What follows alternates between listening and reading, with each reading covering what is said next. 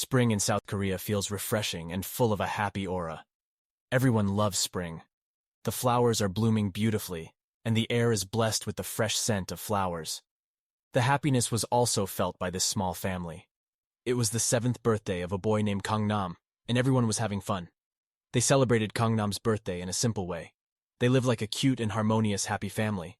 The mother discusses Nam's naughty and mischievous childhood, but he says he doesn't remember any of it. Seeing that Nam is saddened by this fact, his mother pulls him into her lap and comforted him. From now on, you can remember everything for us. I think you'll do a better job of remembering than Mommy will. His mother whispered, "You have to promise that you'll remember Mommy even when you get old. Deal?" Nam connected their thumbs in a playful way as he answered, "Deal." His mother tells Nam that they are going to make new memories together, so they promise to take him on trips to the beach during the holiday season. Summer come, and Gangnam and his family went on a family trip. Nam's mom asked her husband to come here more often, because Gangnam likes this kind of vacation. She rested her head on her husband's chest. There, they also took family photos to frame and display at home. Their summer vacation was going well. Their family of 3 led a simple life, full of happiness. One day his mother would make dinner for them as usual. Gangnam, who saw it, decided to accompany his mother to cook while looking at their latest vacation photo. Gangnam liked the photo, and his mother did too. They were talking in the kitchen, wondering where else they should go for their next vacation. However, all this happiness, these simplicities, would soon end. As his mother turned on the gas, Nam saw the incident as if it were in slow motion.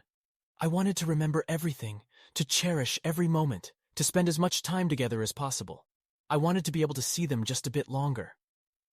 That's what Nam of the future is thinking as the stove exploded and the fire quickly engulfed the entire house, including his mother.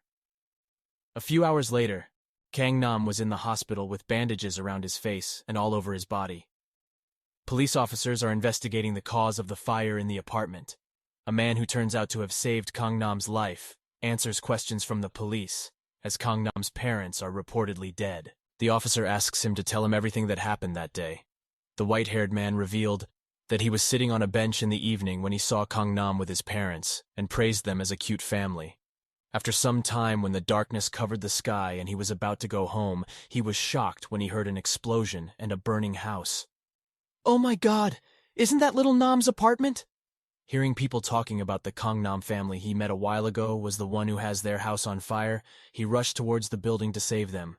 When he entered the house, the thick fire was sprouting everywhere and he could see nothing. Meanwhile, the rescue team also reaches there, and they ask the people to get out of the way. But before they could go inside, the old man who was holding Gangnam fell from the building, and the rescuer managed to save them. Immediately, the leader of the rescue team asked his men to take them to the hospital. After some time, they reported the results of the search, that everyone died except for the child. After telling this story, the police officer asked Gangnam if he remembered anything else about the explosion. Gangnam was silent. He shakes his head and says he doesn't remember anything. The police officer then gives him the photo he managed to save, and it is the family photo they took on their summer vacation. "I was able to save this picture from the fire. It was in a picture frame," said the police officer. Gangnam was quiet. There are bandages around his head and eyes, so it was impossible to guess his expression. However, a quiet voice was suddenly heard from that frail body. "I tried to remember everything. I still remember everything, in case Mom and Dad ever forgot. I tried to cherish every memory, every moment, every day. But now there are no more memories to make." Gangnam's tears fell, and the 2 officers can only watch as this child cried for his parents, whom he would never see again. A few days passed, and the day has come when they could remove the bandages on Gangnam's face. However, Gangnam can't see anything. I was terrified. What was going to happen to me, he thought. The doctor asked him if there was anything around him that he could see even for a little bit. Indeed, through his blurry vision, there was something that Gangnam can very clearly see. However, he didn't say anything because the monster didn't want him to. After some time, the older man asked the doctor what would happen to the child now, and she replied that he had no relatives around, so they will send him to an orphanage. On the other hand, Gangnam asked the mysterious creature, "Can you speak?" The black, inky creature said nothing, He just ran and hugged him. Although confused, Gangnam accepted the hug. He needed this more than ever before. Suddenly, the old man comes into the room. "Are you okay?" Gangnam can't see him, but he can remember the person who saved him. "I'll be okay. I just hope that my parents are in a better place now," he softly answered. Time passes. The old man and Gangnam are ready to be sent home, and he advises him to be brave and strong. Gangnam nodded, assuring the old man that he'll be okay. He got his smile back, and the feeling of loneliness faded because he has a new friend now who he named Inky. Gangnam was sent to the Spring Flower Orphanage, where the warden introduced him to the other children. Back then, he thought he could overcome anything until he realized his appearance, and the kids there were scared by the scar on his face and called him a monster. No one wanted to be his friend, and they tried to avoid him. As his hope was shattered, Nam is feeling lonely again and he misses his parents. However, he still could hold on because he always have Inky by his side. Inky always accompanies him, reads books together with him, and is always there to hear his complaints. However, Gangnam forget, the others could not see Inky. The fear and uncertainty they felt towards Gangnam mounted, turning their feelings into ridicule. That's when they decided that Gangnam is fit to be bullied. One day when he was sitting in class, a student suddenly pulled up his chair and tore up the picture of his parents. They made fun of why he even brought that picture everywhere when he couldn't even see and called him a monster. The children ganged up on him, booing him and keep calling him a monster. The black mist suddenly surrounded Gangnam. Gone are the class and the students. Nam was suddenly in a dark void, accompanied by a monster, a real monster. With a scratchy voice, the monster said, "Nam, let me help you." The monster grinned. "I can kill them all." Zero Gangnam feels the energy from the monster entered his body as he returns to reality. One of his classmates wondered, could he not see? Because right now, he's smiling right at them. Suddenly Inky came out of his body and tried to hold Nam down. The kids were freaked out by Gangnam's weird actions. Then the teacher appears and takes him to the counseling room. "Nam, are you okay? Are you hurt?" asked the teacher. However, Gangnam doesn't remember what he was doing. The teacher asks Gangnam to tell her everything he feels. She wanted to know what the kids did and what happened. Suddenly, Gangnam let go of his teacher's hand and said, "You can stop pretending you care about me. I hear everything." Gangnam may not be able to see, but he can hear just fine. He had heard the teacher tell the warden that it would be better if Gangnam wasn't schooled there because he was just a problem child. Gangnam can tell that both his warden and the teachers did not like him. On the other hand, the old man visited Gangnam's parents' graves and told them that Gangnam bravely faced the world, despite the pain he felt after losing his parents. The old man also said that he will stay by his side forever, no matter what happened. After that, the old man wanted to meet Gangnam at the orphanage, and the warden doesn't seem happy to see him. The old man then saw Gangnam sitting beside a bookshelf and went to greet him. However, Gangnam suddenly yelled at him and asked him to leave. But this was aimed at Inky, and not at the old man. When he realized the old man was beside him, he apologized for his behavior. The old man asks why he is crying and Gangnam denied it. He also asked him why he keeps coming there again and again. The old man reveals that he tried to take him away from here and says that he is a special child. He's not a monster. Gangnam can listen and feel more than others. Hearing this, he starts crying and the old man now knows he is struggling there, so he decides to adopt him and gives details to the warden. But they have issues regarding his age and that he lives alone. But with his conviction, they agree that he should bring Gangnam occasionally to them and report on his progress. The old man agreed. Soon he was adopted and could trust someone for the first time. So he called the old man Grandpa. Gangnam is very thankful because he was the one who saved him twice.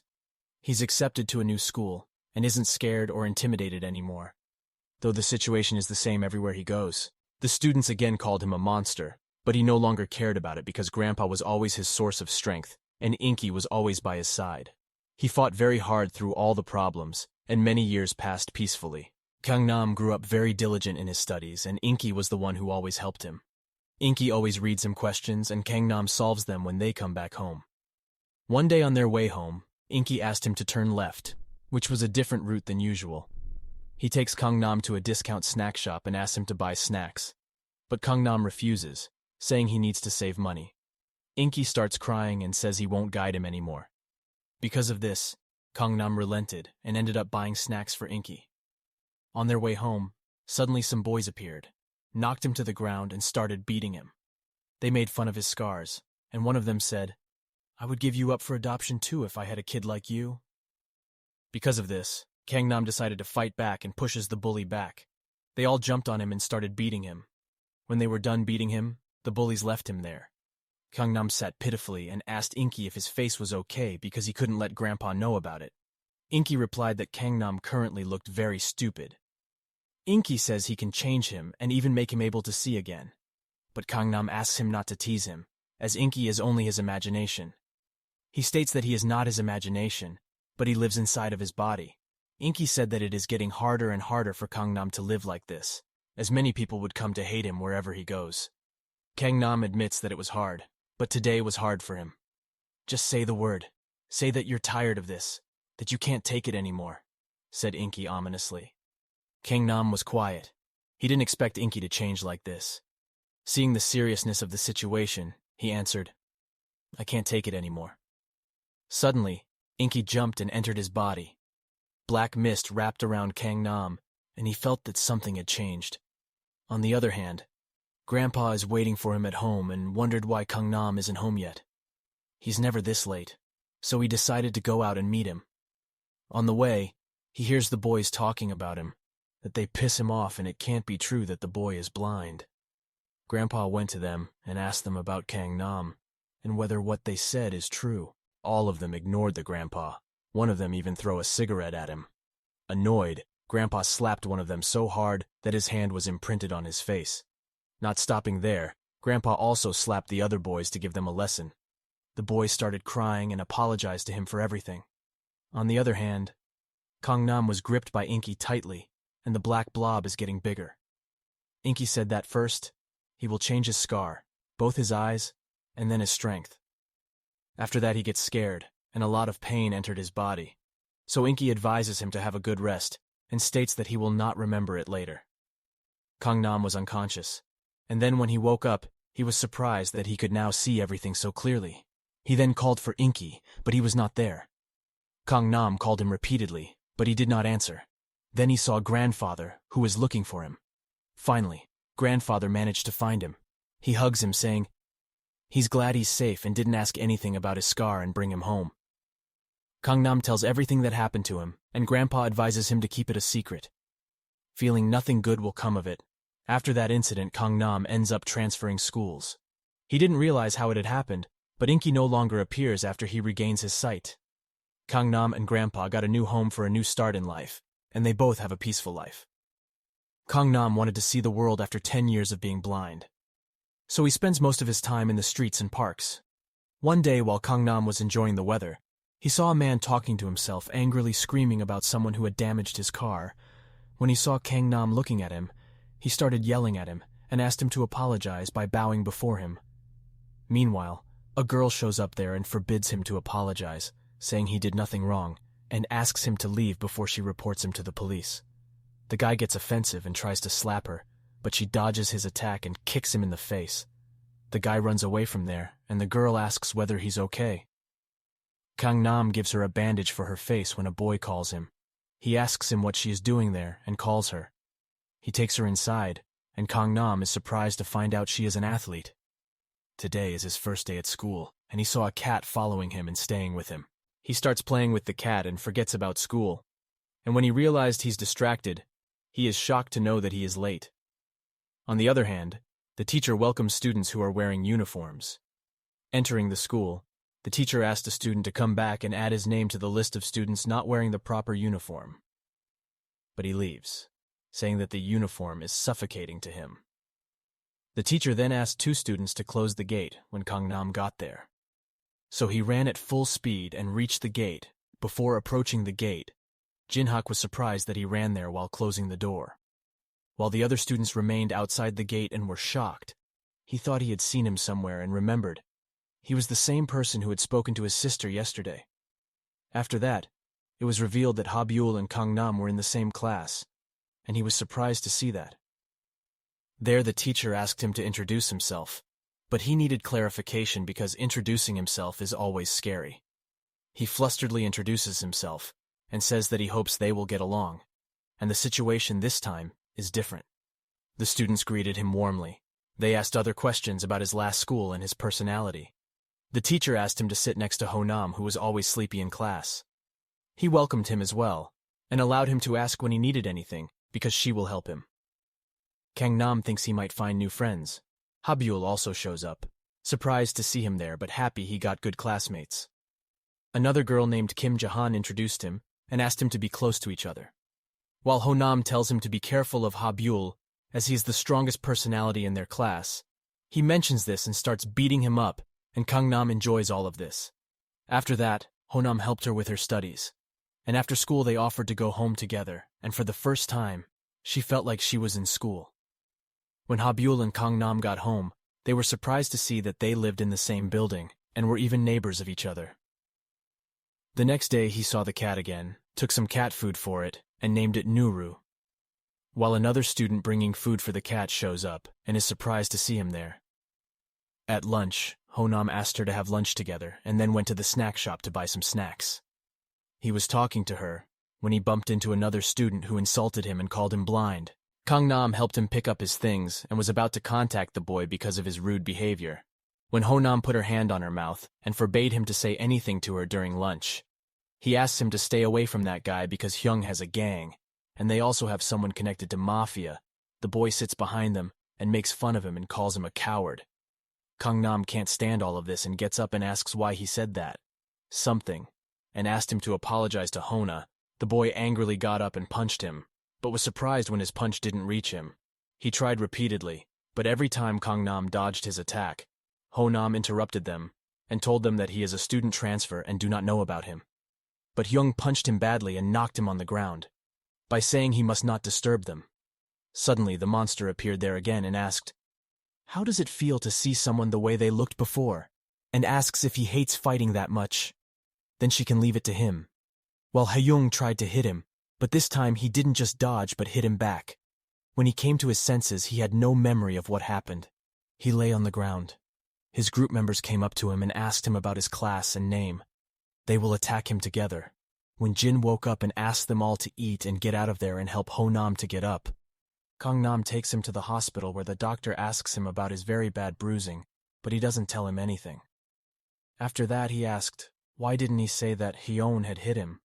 But he heard the teacher talking about him and that the transfer student was troubled. So if he got into trouble there, they would kick him out so he couldn't get called into the office to fight. But Gangnam doesn't remember anything. On the other hand, Hyung asked Jin Hyuk to help him out and destroy the guy together. But she warns him that if he gets caught this time, he will be kicked out of school. After that, he joined his friends and planned to teach a lesson. When the SAE Ho got there and asked them to stay away from them, one of them tried to pick a fight with him. But he taught her a good lesson by kicking her in the face. After that, while sitting in class, Da-hyun called him and said he smelled of cigarettes because of the boy he fought.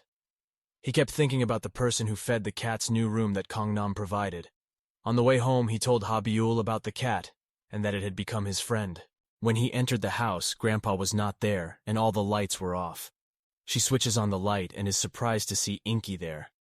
When he saw her there, he barely ran and slammed himself into the room. While Gangnam wonders where he is, he opens the door but there's no one and starts looking for him as he's stuck to the roof. After that, he jumps on her face and asks if she missed him all the time. He receives a call from Grandpa telling him about the food he left for him on the table and a credit card to buy whatever he wants. She tells him that she has an urgent task to do. Do that. He can't come home for a few days and ask about his school. They went for a walk and he asked her where she was all the time. Inky tells him that she is resting for a while as she is very tired after healing him and asks him how he feels after seeing everything. After some time, she tells him that she will sleep in his body and meets him soon and disappears from there. Suddenly, the cat appeared again and she started to feed him.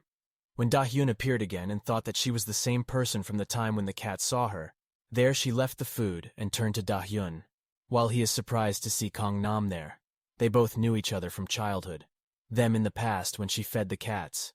One day, Gangnam came up there and started to feed the cats and bring the fish, For that, he got scared when he realized someone was already present and apologized to him, saying that he didn't know someone was there. As he cannot see, she offers him to sit with her and feeds the cat together and asks him why he keeps covering his face. She replies that everyone says her face is disgusting. She said she could put her hands down and ask if her heart must be in so much pain and comfort her when no one would talk to her. But now she doesn't recognize him. Thinking he can't be Gangnam because he can't see and has scars on his face, at night when he lies in bed to sleep, he feels lonely, hoping Grandpa and Inky will come back soon. At night he wakes up with light coming into his eyes and gets up to check if someone is at the door. He saw his childhood when Gangnam was little, standing with a picture, and his mother would gaslight. She screams and rushes at him to stop him from turning on the gas. But there's fire again, and a monster appears in there that pulls her back into the room. He wakes up from his bed and realizes it was just a dream, and his head starts hurting badly. He was washing his face and thinking about yesterday's slamming words when he threw Hyung on the floor, but doesn't remember that he did, and thinks maybe Inky knows something about it. Next morning when he went to school, Habyul called him and asked him why he was going to school when it was weekend. Today, she came back home and exclaimed that she thought today was Friday, but he told her they even talked about their plans for the weekend. While eating together, he states that he ate with Hanum yesterday, but Habyul tells him that he ate with Hanum on Thursday, and it was Saturday, and that he had lunch with him on Friday. All this confuses him and reveals that he doesn't remember anything about Friday. She went to the library and confirmed it was about wondering how this could happen to her. While Dahyun appears there, and he thinks he is the guy from the park, while he thinks he looks a lot like the gang guy. Hanum comes there and calls him by his name. She got so very shocked that she ran away from there. On the other hand, Seoho also reached the library when he received the call. From the other side, they told him about Hyung's plan to beat up some students. While he himself is on the other side and asks them to say those words, they ask him to help, but he hangs up saying no one asked Hanam about his condition. When he was hit by Haya, he then told them about him that he is gathering people to beat them, and ask, do they know anything about him? He assures them that friends help each other, so that he will help them too, and they will get along well and shake hands with Gangnam. When he leaves from there, Hanum warns him to be careful, and when Gangnam asks him about the reason he disclosed that, he first tells him about Gang Hyung, and that they have real gangsters in their mix. But according to rumors, the whole gang is afraid of seals. Suddenly Inky appears there, and he is threatened by his sudden arrival. Hanam asks him what happened. He makes an excuse that bugs only come at him suddenly. Hanum enters the library and asks, when will he appear, while Dahyun watches him from the roof and smiles. Seoho appeared there and asked him why he was smiling, but he turned it around saying he wasn't. When he came back home, he saw people calling someone to kill himself. The man jumps off the bridge and Gangnam rushes at him. He says he needs to save her, but Inky begs him to stop and says he doesn't need to meddle into other people's business and keeps quiet. People called 911, and he felt like someone had grabbed his leg and he couldn't move. He asks Inky, is this his doing, and lets him go? Because that person could die, but he told him to let him die because he couldn't save him anyway. But Gangnam still tries to save the man and jumps off the bridge. He goes into the water, finds him, and tries to pull him up, but he can't do this as he's tied to something. Kkamjang reaches there and asks him to come up and says he has done enough. What is the use of saving a man who wants to die?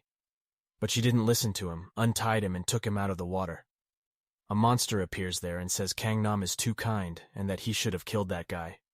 Inky asks him if it was his doing, and he states that he has been planning it since Friday, and warns him that he can't stop it for too long. On the other hand, Dakyun and Seonho are sitting outside the library, and he asks if he knows a boy named Gangnam. He replies that he kinda knows her, but why is she asking about him all of a sudden?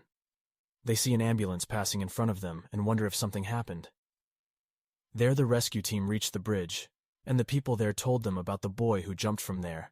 But before he could jump into the water, Gangnam got out with the man, and they immediately gave him first aid. When he regained consciousness, the students saved him.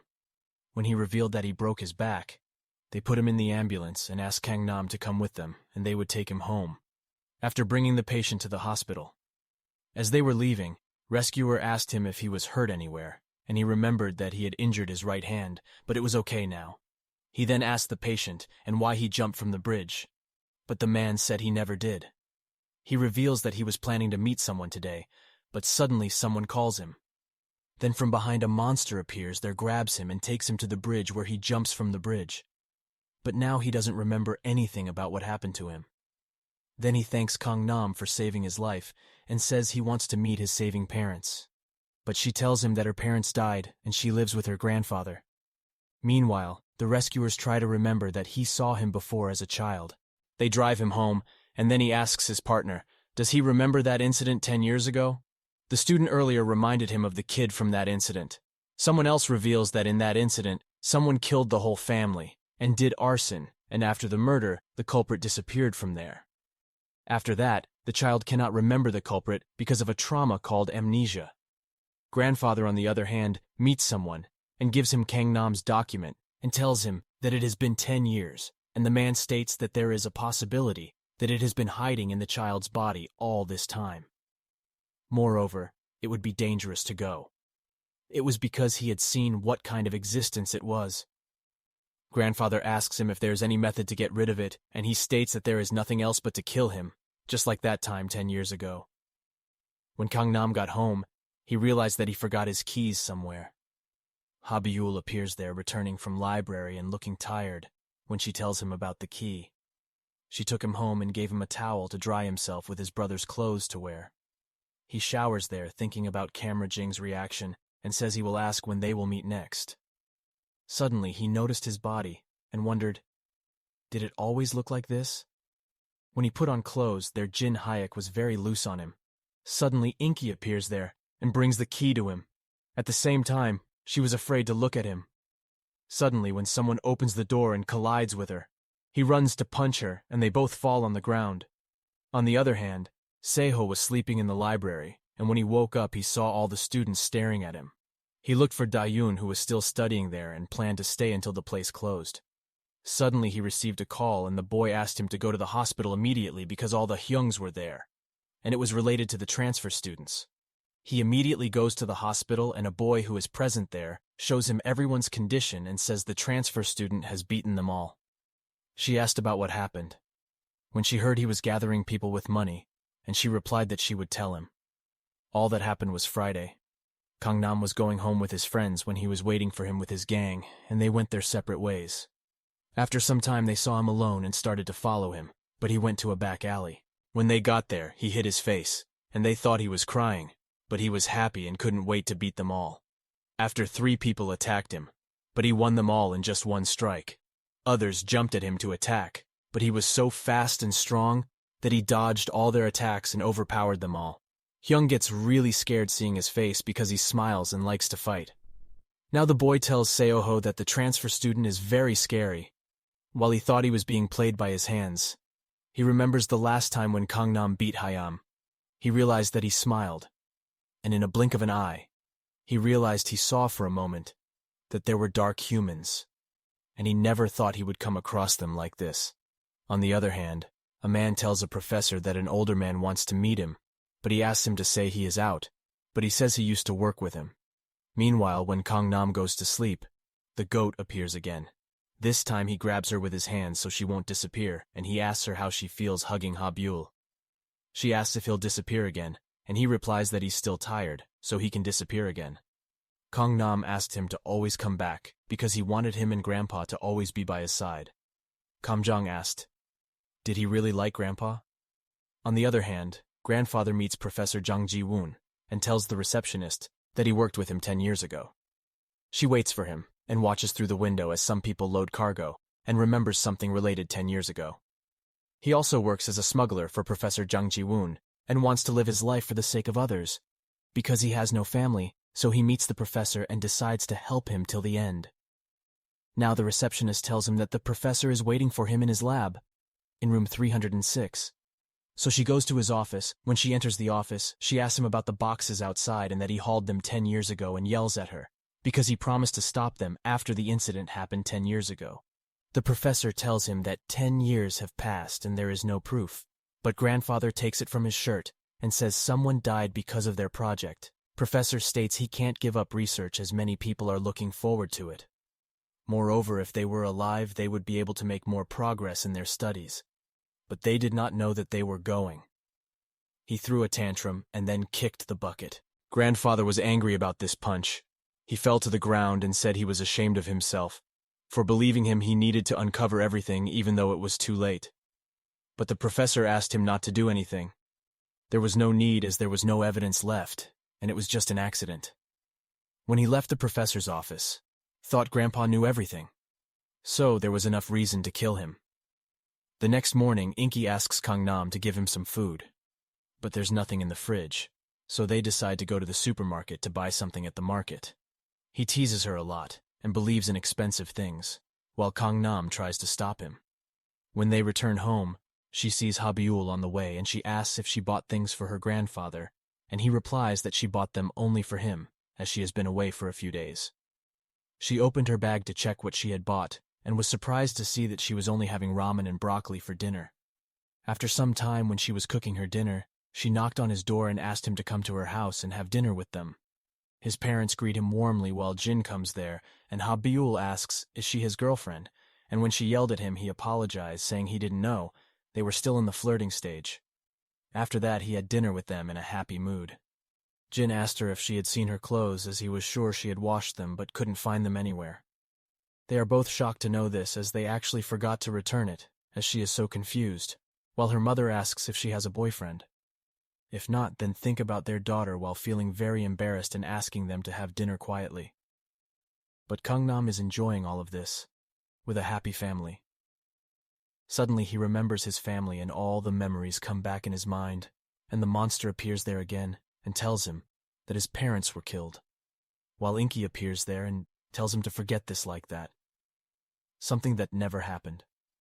Habyul's mother asks him about what his parents are doing, but he is in a traumatized state and does not answer.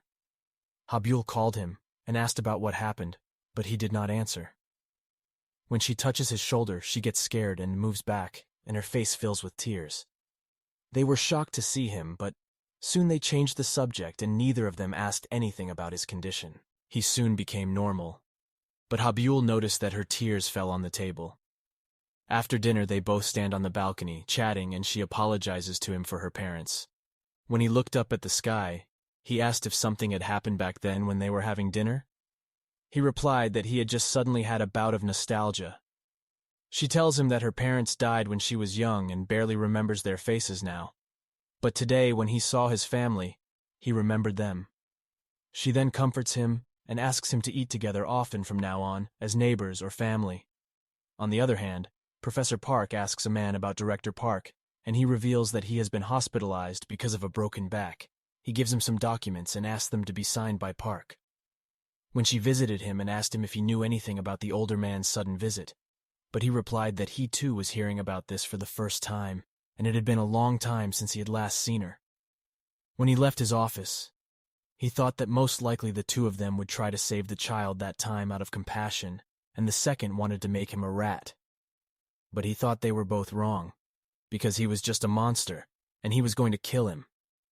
No matter what he needed to do, so he gave his photo to a few people, gangsters, and asked them to kill Gangnam as soon as possible. The next morning, Jin is walking when he sees Gangnam playing with the cat, and wonders what he is doing there in uniform. Meanwhile, a cleaner comes there and asks if he has cleaned the street again for him, and Gangnam tells him he has rode. He asks her not to do this again as it's not his responsibility, but she tells him that she likes to help him. Jin watches them and remembers when Habyul told him about his parents and him living with his grandfather. She tells him that she seems to care more about others than herself, or maybe she has her circumstances. After some time, he was getting ready for school and was surprised to see Gangnam was still there, and this time he was playing with the kids. After that, she said goodbye to the kids and saw Jinhak there, and they decided to go to school together. On their way, Jin asked her to talk to him casually, and there was no need to be polite. After that, he tells Habyul about what Jin said to him, and he too is shocked to know about it, and reveals that he likes her. She tells him that she was very talkative and playful when they were young and changing. When he was young, he always trained himself because he wanted to be an MMA fighter. Her mother and father were also very supportive of her, But she had a terrible accident which was serious enough that she had to undergo major surgery and be hospitalized for a very long time. Their parents were always busy taking care of him, so they couldn't pay attention to Jin, and he started talking less. As time went on and the time she spent alone grew longer, she started playing with boys and suddenly said she would stop practicing. Time passed as he returned to his normal life. She then realized how much she had changed and started bullying boys, and she started crying on the spot because she thought this happened because of her. After that, he started practicing again, and slowly things got better for his family as well. She then decides to follow in her brother's footsteps and starts working out so she can endure the pain after the effects of her surgery, and that's why she likes it, because it reminds her of her younger self. After some time, she went to the bathroom to change clothes. When he passed by Jin Hyuk, they were chatting when Hyung appeared and was scared to see Gangnam there. She gets scared and runs from there and thinks when they got so close to Jin. Hanum tells him that no one will mess with him in school because Jin Hyuk hates when someone messes with his people. On the other hand, some students ganged up on Hyung and asked, "Why is everyone following him?" He ends up semi-paralyzed. When he was fine, he tried to tell them about the transfer student, but they annoyed him and started kicking him repeatedly. She doesn't believe him as boys say she called them and had people beat her up. While his friends show up there and the boy asks, "Are they Hyung's friends?" But they were so scared that they turned their backs and saying they didn't know him, he started beating him again.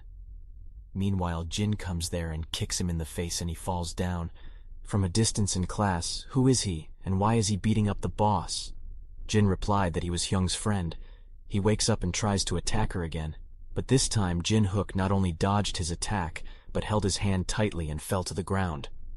One of them took a chair and hit him on the head very badly, so he started bleeding. Jin grabbed them by their feet and knocked them to the ground.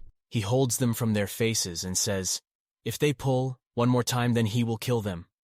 They get hurt and leave from there. While Hyung asked him to stay away from the transfer student as they looked at each other. But Jin asks him to stop talking nonsense and says he believes that he is not that kind of boy. The next morning he went to meet the cat and get some cat food for him. But he had already eaten the food, and the kids there told him that a boy named Gangnam came there every day and played with him every day. He confirms that he is the same Gangnam from his childhood and now stands in front of the mirror and practices introducing himself to him. Surprised to see Gangnam watching him, while eating snacks he tries to leave from there. But she asked him what kind of greeting he was practicing, and he asked her to act as if she had seen nothing. When he turned around, he collided with someone, and it was Gangnam. He says no one ran from there and thinks about why this happened to him and how. He asks if he remembers it, while Seon-ho shows up there and asks, is there anything interesting beyond what he watched? And he exclaims that he smiled a lot these days. But he asked her to forget what she saw. In spare time, Ha-byul tells them he is on duty every day, so he will be late, and asks them not to wait for him and go home. On the way home, Gangnam noticed some movement in his body. Again, he opened his bag and was surprised to see a goat there who brought an umbrella for him, because there was a rain prediction. Suddenly it starts raining, and he remembers Ha-byul telling him he didn't get an umbrella. When it started to rain, Gangnam immediately arrived and asked him to come home together. She asks if he came back because of her, and she tells him she came there because she didn't have an umbrella. He then asks, what kind of girl does he like? He replies that he wants someone who likes him regardless of his looks and questions about his preferences. He exclaims that he wants someone tall and kind, who worries a lot about him, and puts a lot of effort into studying and working out. Too detailed, huh? And thought he was very picky. While she thought he was just an idiot since she gave him so many pointers. They were about to head home chatting, when someone clicked on their photo and sent it to someone who accepted. Legion and he ordered his men to find out his history the last 10 years and what he was doing during that time. He then went to the hospital to get Director Park's signs on some papers and knocked on his door. As several patients passed him as he entered the room, they left their wheelchairs and stuck to the door to hear their conversation. On the other hand, he tells Director Park that he needs his signature on a paper regarding a project that looks quite suspicious, and he gets up to give him signs. He notices she hurt her back. So why did she get up so early, and asks, doesn't her back hurt? But she said, she is fine now. On the other hand, Gangnam is sitting with Inky in the garden. But he disappeared suddenly, because Seo-ho came to meet him and asked him to go with him somewhere. He asked, Where did they go? But he did not answer. He then took her to an abandoned place and stopped. He tries to kick him, but Gangnam dodges his attack and asks him, what happened to him suddenly? She then asked him, is that Dark Mortal project still a work in progress? He later said that he had been looking for her for a long time. While Gangnam doesn't understand what he's talking about, he tries to attack her again and she asks, why did he do this to her? But he's too fast and Gangnam doesn't see it clearly. He kicked her repeatedly. When the dark man appeared on Gangnam's body and asked him to stop, he then grabbed his leg and slammed him against the wall. The dark man disappeared again and Gangnam asked, is he okay? And Seon-ho said at least he should be fine. This expert has sent all Hyungs to the hospital. How can he fight? Seon-ho asked him, what kind of creature is he? He was surprised that he could see it too. He clutched his head and pressed down forcefully. Inky screams to leave him, because it hurts him. Gangnam turns into Dark Human again and kicks him from behind, and Seon-ho is surprised that he looks like the same Dark Human he saw last time. But he looked fine from the outside. Or maybe he was being controlled. He wondered, was he another Dark Human? While he took it from his mouth, Seon-ho asked, how do they coexist? Gangnam said he would show him if he was really curious and held his hand, put it in his mouth and said he should help him. In return, he took off his ring. But soon after, Seon-ho turned into another monster and asked him to spit out the ring. They started fighting and Seon-ho fell on the ground. He asked her to put him back. Gangnam spit out the ring and he took it, saying he will now show him their true form. Seon-ho was surprised to see that all the Dark Humans were inside his body, and there was no way his body could hold it. Gangnam tells him that they were imprisoned there for too long, and it's time for them to come out and have it.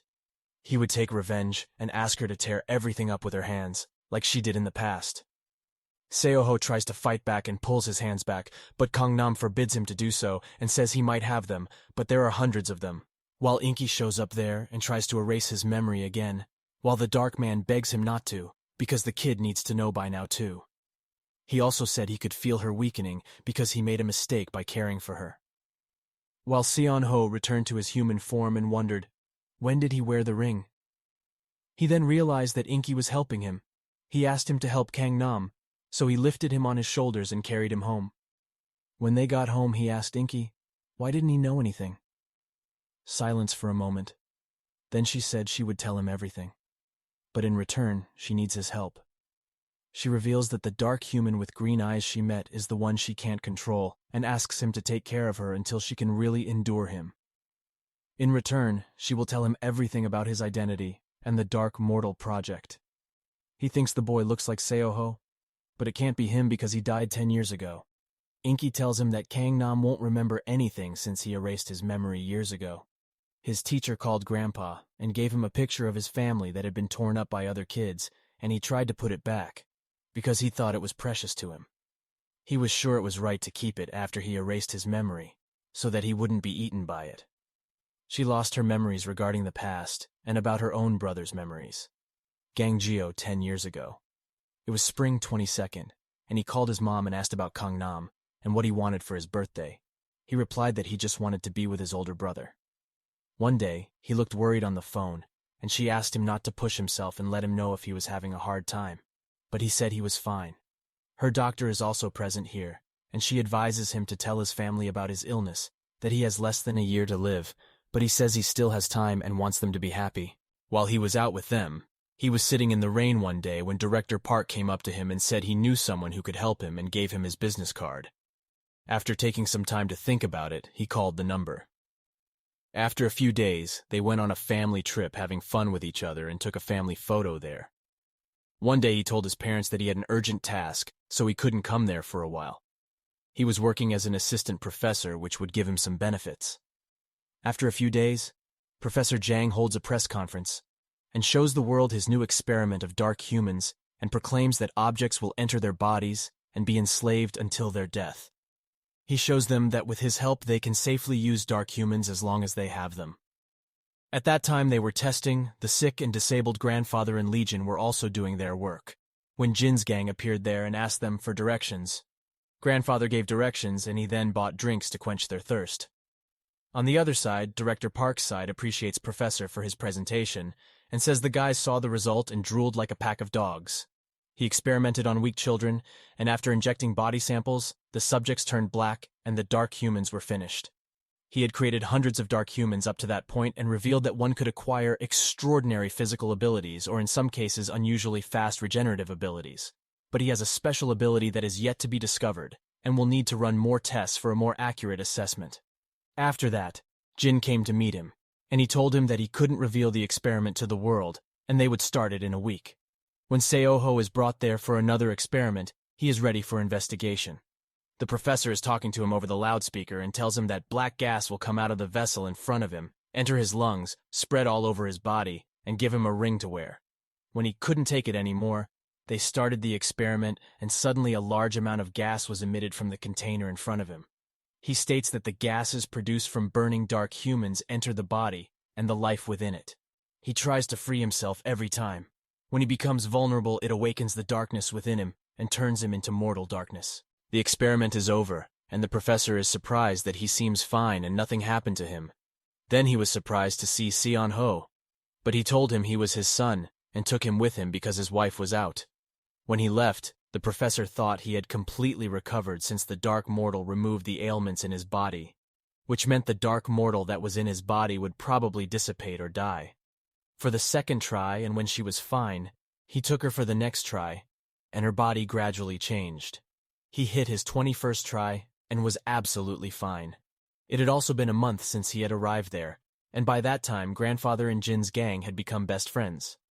One day he asked why he always smiles even though he was suffering, and finally the time came when Professor was ready to test him with Dark Human, which was impossible to test, because it changed the subject to Dark Human. In the blink of an eye, a dark, green-eyed human was present. One day Seoho was trying to find someone, when Grandpa asked if he was looking for something. He asked him Jin, but Grandfather didn't know about him either. It was the day he started his 22nd try and he thought it was bigger than usual. Everyone started to wonder, would it be better to breathe that kind of smoke? As soon as they started the experiment, a dark, green-eyed human appeared there and thought he was different from everyone else. When he tries to control them all, she grabs him from his mouth and asks him what makes him so strong. After a while, he disappeared, and the gang said he was fine, and put the ring back on. In the evening, the professor thought about it and was surprised that the result of this experiment also turned out to be the same, and that simply increasing the amount was meaningless. Now she needs to give him some stimulation. The next day, the professor tells him that he has to stop the experiment from now on, as his illness is gone. But he asks her for help that she is a special case, so he wants some time to look into it, and the gang immediately agrees, saying he wants to see his project become a success. In the evening, she celebrates her recovery with Grandpa and tells him that she decided to continue helping with the project because she wants to help others. He also offers Grandfather to come with him and eat at his house. She happily accepts his feelings. The next day, he will be home for a few days. Seoho asked him why he looked tired, and Jin's gang told him that he couldn't sleep because of bad dreams. He then asked her to go with him and said he would give her a lift. She sits with him in the car, while he stands there silently, and remembers her face when he looked different to her. Legion asks him to knock if he's not feeling well. He tells him that he cannot sleep because of a bad dream, in which he saw his family get into an accident and all pass away. Meanwhile, Grandpa also thinks he should give him some fruits to give to his family. Thought he was also near her house, so he decided to go there. Otherwise, the professor would go home Seoho when a man rushes at them and informs them of a problem. He reveals that all of the dark humans are gone. He shows him the CCTV footage where Jin's gang enters the lab and takes them all with him. He realized that it was not the gang Jin, but the green-eyed dark humans had brought 700 dark humans with him. He observed that from the start the ring was out of control. He turned all of those test subjects into Darkmen because he wanted to increase the number of Darkmen as much as possible. At the same time, when they got home, Grandfather was already there and gave him a fruit basket for his family. As they were leaving, he thought of sitting on the bench for a while, where he saw Gangnam with his parents still at the gate. When they got there and were happy to see him, Grandpa wondered why he didn't come out. Their parents offered him a meal with them, but he declined, saying he had to go somewhere. After some time, they both were playing and their mother was cooking food for them. When she turned off the gas, nothing happened there. After that, they had dinner in a good mood, and his mother cooked all his favorite dishes. Grandpa, on the other hand, gets up to leave and thinks he's making dinner with them. He was about to leave when he heard a very loud explosion. Apparently, Gangnam's house was on fire. He rushes to save them. He finds someone injured and asks him not to help them and not to go inside as it is very dangerous. But he doesn't listen and runs away when he enters the house. Gangnam calls him and begs him to save Gangnam and cries, saying all he wants to remember and be by their side a little more. But his mistake makes all other dark humans ask him to let them go. Otherwise, they will all die. But he didn't listen. After the incident, the professor got the news that they had found traces of Dark Man, and it seems that they all did not perish because of that incident. All his supporters dropped out, and it became difficult for him to create more Dark Men. Grandpa comes to him and asks him about the experiment in which Genjian participated, and he is surprised to learn that he was also present at the scene. He reveals that the monster he saw back then was indeed Gangnam, and the side effect of his experiment was that he killed his family. Legion lied to him and said he was present with them and he saw Gangnam go berserk and blow up his own house, and it was not Gangnam who died in the fire, but a monster. After that, the rampage occurred, causing the police to think it was an outsider who was seen at the scene, and later became the prime suspect and fugitive. When he tries to control them all, she grabs him from his mouth and asks him what makes him so strong. After a while, he disappeared, and the gang said he was fine and put the ring back on. In the evening, the professor thought about it and was surprised that the result of this experiment also turned out to be the same, and that simply increasing the amount was meaningless. Now she needs to give him some stimulation. The next day, the professor tells him that he has to stop the experiment from now on, as his illness is gone. But he asks her for help, that she is a special case, so he wants some time to look into it. And the gang immediately agrees, saying he wants to see his project become a success. In the evening, she celebrates her recovery with Grandpa and tells him that she decided to continue helping with the project because she wants to help others. He also offers Grandfather to come with him and eat at his house. She happily accepts his feelings. The next day, he will be home for a few days. Seoho asked him why he looked tired, and Jin's gang told him that he couldn't sleep because of bad dreams. He then asked her to go with him and said he would give her a lift. She sits with him in the car, while he stands there silently and remembers her face when he looked different to her. Legion asks him to knock if he is not feeling well. He tells him that he cannot sleep because of a bad dream, in which he saw his family get into an accident and all pass away. Meanwhile, Grandpa also thinks he should give him some fruits to give to his family. Thought he was also near her house, so he decided to go there. Otherwise, the professor would go home Seoho, when a man rushes at them and informs them of a problem. He reveals that all of the dark humans are gone. He shows him the CCTV footage where Jin's gang enters the lab and takes them all with him. He realized that it was not the Gangjin, but the green-eyed dark humans had brought 700 dark humans with him. He observed that from the start, the ring was out of control. He turned all of those test subjects into Darkmen, because he wanted to increase the number of Darkmen as much as possible. At the same time, when they got home, Grandfather was already there and gave him a fruit basket for his family. As they were leaving, he thought of sitting on the bench for a while where he saw Gangnam with his parents still at the gate. When they got there and were happy to see him, Grandpa wondered why he didn't come out.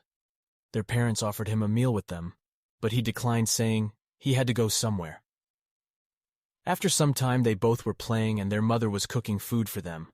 When she turned off the gas, nothing happened there. After that, they had dinner in a good mood and his mother cooked all his favorite dishes. Grandpa, on the other hand, gets up to leave and thinks he is making dinner with them. He was about to leave when he heard a very loud explosion. Apparently, Gangnam's house was on fire. He rushes to save them. He finds someone injured and asks him not to help them and not to go inside as it is very dangerous. But he doesn't listen and runs away when he enters the house. Gangnam calls him and begs him to save Gangnam and cries, saying all he wants to remember and be by their side a little more. But his mistake makes all other dark humans ask him to let them go. Otherwise, they will all die. But he didn't listen. After the incident, the professor got the news that they had found traces of Dark Man, and it seems that they all did not perish because of that incident. All his supporters dropped out, and it became difficult for him to create more Dark Men. Grandpa comes to him and asks him about the experiment in which Genjian participated, and he is surprised to learn that he was also present at the scene. He reveals that the monster he saw back then was indeed Gangnam, and the side effect of his experiment was that he killed his family. Legion lied to him and said he was present with them, and he saw Gangnam go berserk and blow up his own house, and it was not Gangnam who died in the fire, but a monster. After that, the rampage occurred, causing the police to think it was an outsider who was seen at the scene and later became the prime suspect and fugitive. He then invited Da-hyun and Seo-ho for Friday dinner at the restaurant. The day had come when they all decided to have dinner at the family restaurant. Meanwhile, someone is watching them from a distance. They leave by bus, and Jin notices a black car. He observed that the vehicle had been around them recently, and they had followed him, even at school. He asked Gangnam to leave, and he would follow later. After checking something on the other hand, she asked him why he came there. As he said before, that he didn't come, and Hanam was relieved when he saw Habyul and Gangnam there, because now he will shut his mouth. Suddenly Inky appears and tries to talk to him. Seo-ho tries to ignore him. He was excited about the barbecue, and he thought he should at least keep his mouth shut. On the other hand, the bullies stare at Gangnam's photo, and they wonder why he isn't wearing the ring and think they will find out soon enough. Meanwhile, Jin Hyuk reaches there and asks them what will start soon. They try to avoid him, but he tries to fight them, and one of them asks them to shut up and get lost. On the other hand, Inky asks Seon-ho to go to the other side, where some suspicious people have been following Gangnam recently, and he senses something and checks them out. While Gangnam reaches there and is shocked to see Inky on his shoulder, and he whispers her to play dumb. So he left saying he was going to the convenience store and would be back later. Meanwhile, Jin fights them, defeating them all, and his path is stronger than them. Seo-ho got there and was wondering to see who he should help, and when he saw her, he asked, why did he come there? Suddenly another man comes there in full speed and tries to hit the genie with his car. But Seon-ho ran at full speed and saved her. They ran away from there. Then Seon-ho told him that he had come because Gangnam had invited him there, and Jin Hak was surprised that he was close to him. On the other hand, Gangnam tries to help his parents cook, while they ask him to rest, and then Hanam tries to sit next to him, but Da-hyun rushed and sat in front of him. She then tries to sit on the other side, but Habyul comes and sits in front of her. After a while, Seon-ho and Jin Hak also reached there. Inky looked very excited to see the food. They started this feast. Having dinner in good mood and enjoying it while eating, Habyul asks, did he tell his grandfather? And he replies that he always calls him before sleeping because of his work. On the other hand, Grandpa went to check the things the professor had smuggled in. But it was a trap. He set her up because when she opened a box there was an explosive bomb in there. Meanwhile, Gangnam calls him and he accepts his call, but doesn't speak. He calls him repeatedly. But on the other hand, he was present, but was seriously injured. She then gathers her strength and asks, did he eat his food? He happily tells her about a neighbor who invited him for dinner and came there with his friends. Grandpa is happy because he has met a lot of good people, and Gangnam tells him that he is so happy that he is allowed to feel this much happiness. Gangnam then asked him to hang up the phone because he was really busy. He is unconscious. He comes there and checks if she is alive. He remembers the time she told him he reminded her of her own son. He thought he was just a dog carrying orders, and now there was no reason to keep him alive. So he called his men and asked them to kill him immediately. He took her to the hospital and stayed there all night without batting an eye, and a man telling her there was no hope for her to recover.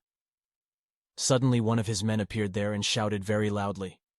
She asks him what happened to him, and the others reveal that they got into a fight with one of the gangs. He hit his head against the wall. He asked them, did Seo-ho pay attention to them? But they told him it was a different child, and a bit big to be called a kid. The next day Habyul was running to reach somewhere, just in time when he saw Gangnam on the street and going to the shop. He said he could go with him too. While she asks, is he not going somewhere, and he says he is just running for exercise. Da-hyun was playing with the cat. When she saw them approaching her, she left the cat lying on the bench and acting like she was sleeping, so they started playing with the cat. On the other hand, he ordered his men to take him to the rendezvous point and look for opportunities while he was alone. Would they be able to use weapons if things went bad? But he strictly forbade them to use guns. While Seon-ho got there, took them.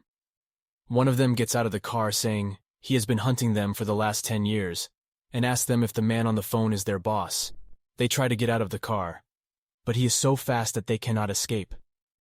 They were trapped in the car, leaving them no choice but to escape. But when they tried to escape, He had put several carriages there, but when they tried to take it, instead he put the carriage there as well. He then asked them to get out of the car, and their boss asked them to buy as much time as possible. As he was heading there, they got out of the car and started attacking, but Seoho dodged his attacks while the others ganged up on him. But Seoho twisted his body immediately and hit him, but the other one was too strong, and he thrust his knife into his body. He was weaker than he thought, but Seoho broke free and attacked him back. They promptly dropped him, saying he was recklessly looking for people associated with the project from an early age and meddling with so many organizations that it is a miracle that he is still alive. After some time, finally he also got there, and Seoho asked him, "Is the professor still working on the project?" While he says he cannot deny the truth that he is her father, he says it would be better for him to live a quiet life. Seon-ho asked him, how can he work for the professor like a monster? He remembers when Dark Human attacked him and he reached the point of suicide. Professor helps him and asks him to follow his orders. He injects her in the neck and warns her not to meddle any further if she wants to live and forget about Gangnam. On the other hand, Gangnam came back from the shop and chatted with Inky. Suddenly a man passed them, and Inky asked him to run. But in the meantime, he put the needle in his neck and knocked him unconscious. He put them in the car and took them away from there. Meanwhile, when Seoho starts to regain consciousness, no one is there, and a Dark Human emerges from him, asking him to find them for her. The kidnappers put a ring on Gangnam's hand, but he wakes up saying he got a proposal. They again injected her in the neck, but she said they should give her more. To get it, he throws one of them out of the car, and he falls on the road and asks his colleagues if they will leave him like that, while they think to take him to the rendezvous point, no matter what awaits. Their boss is there. He asks, where are they going? On the other hand, Habyul and Jin-hak find the stuff he bought from the shop. Upon arriving, Legion is waiting for them, and Gangnam says he's expecting the professor there.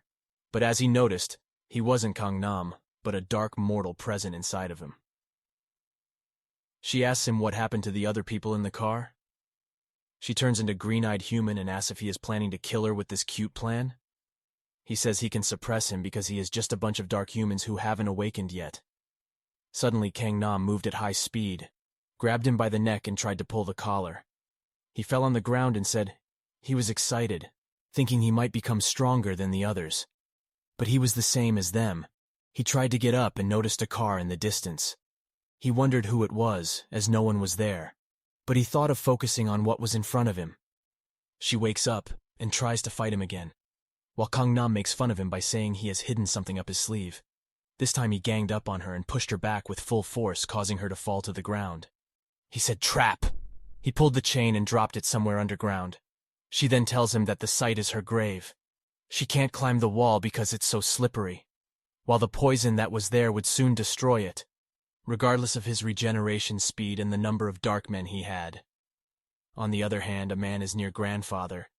When he wakes up and talks about where they took Gangnam and that they will kill him soon, Grandpa gets up and bangs his head on the table and asks him about the place where they took him.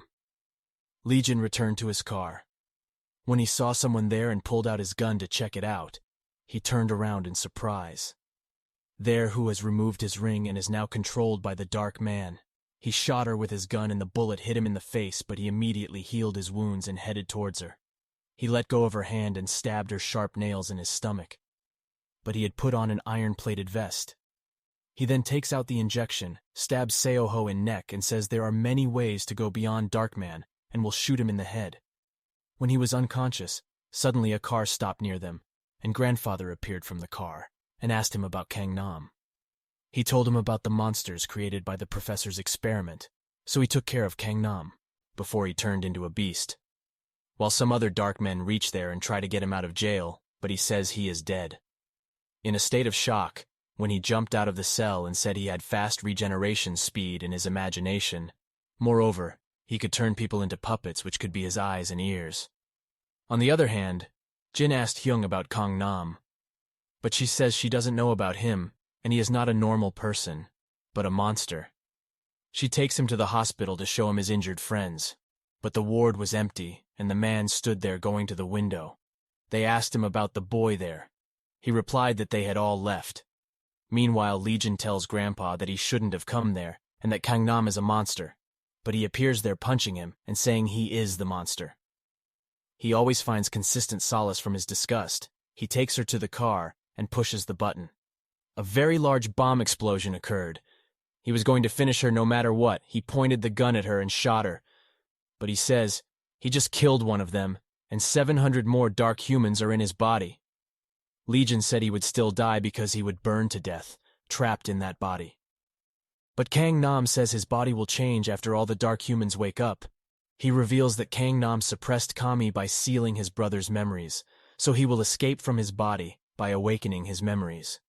According to them, all it takes is a glimpse into those memories for them to reappear. A dark, green-eyed human emerges from his body and begs him to wake up and face reality. But Inky appears there and tells him to stop, but it's too late.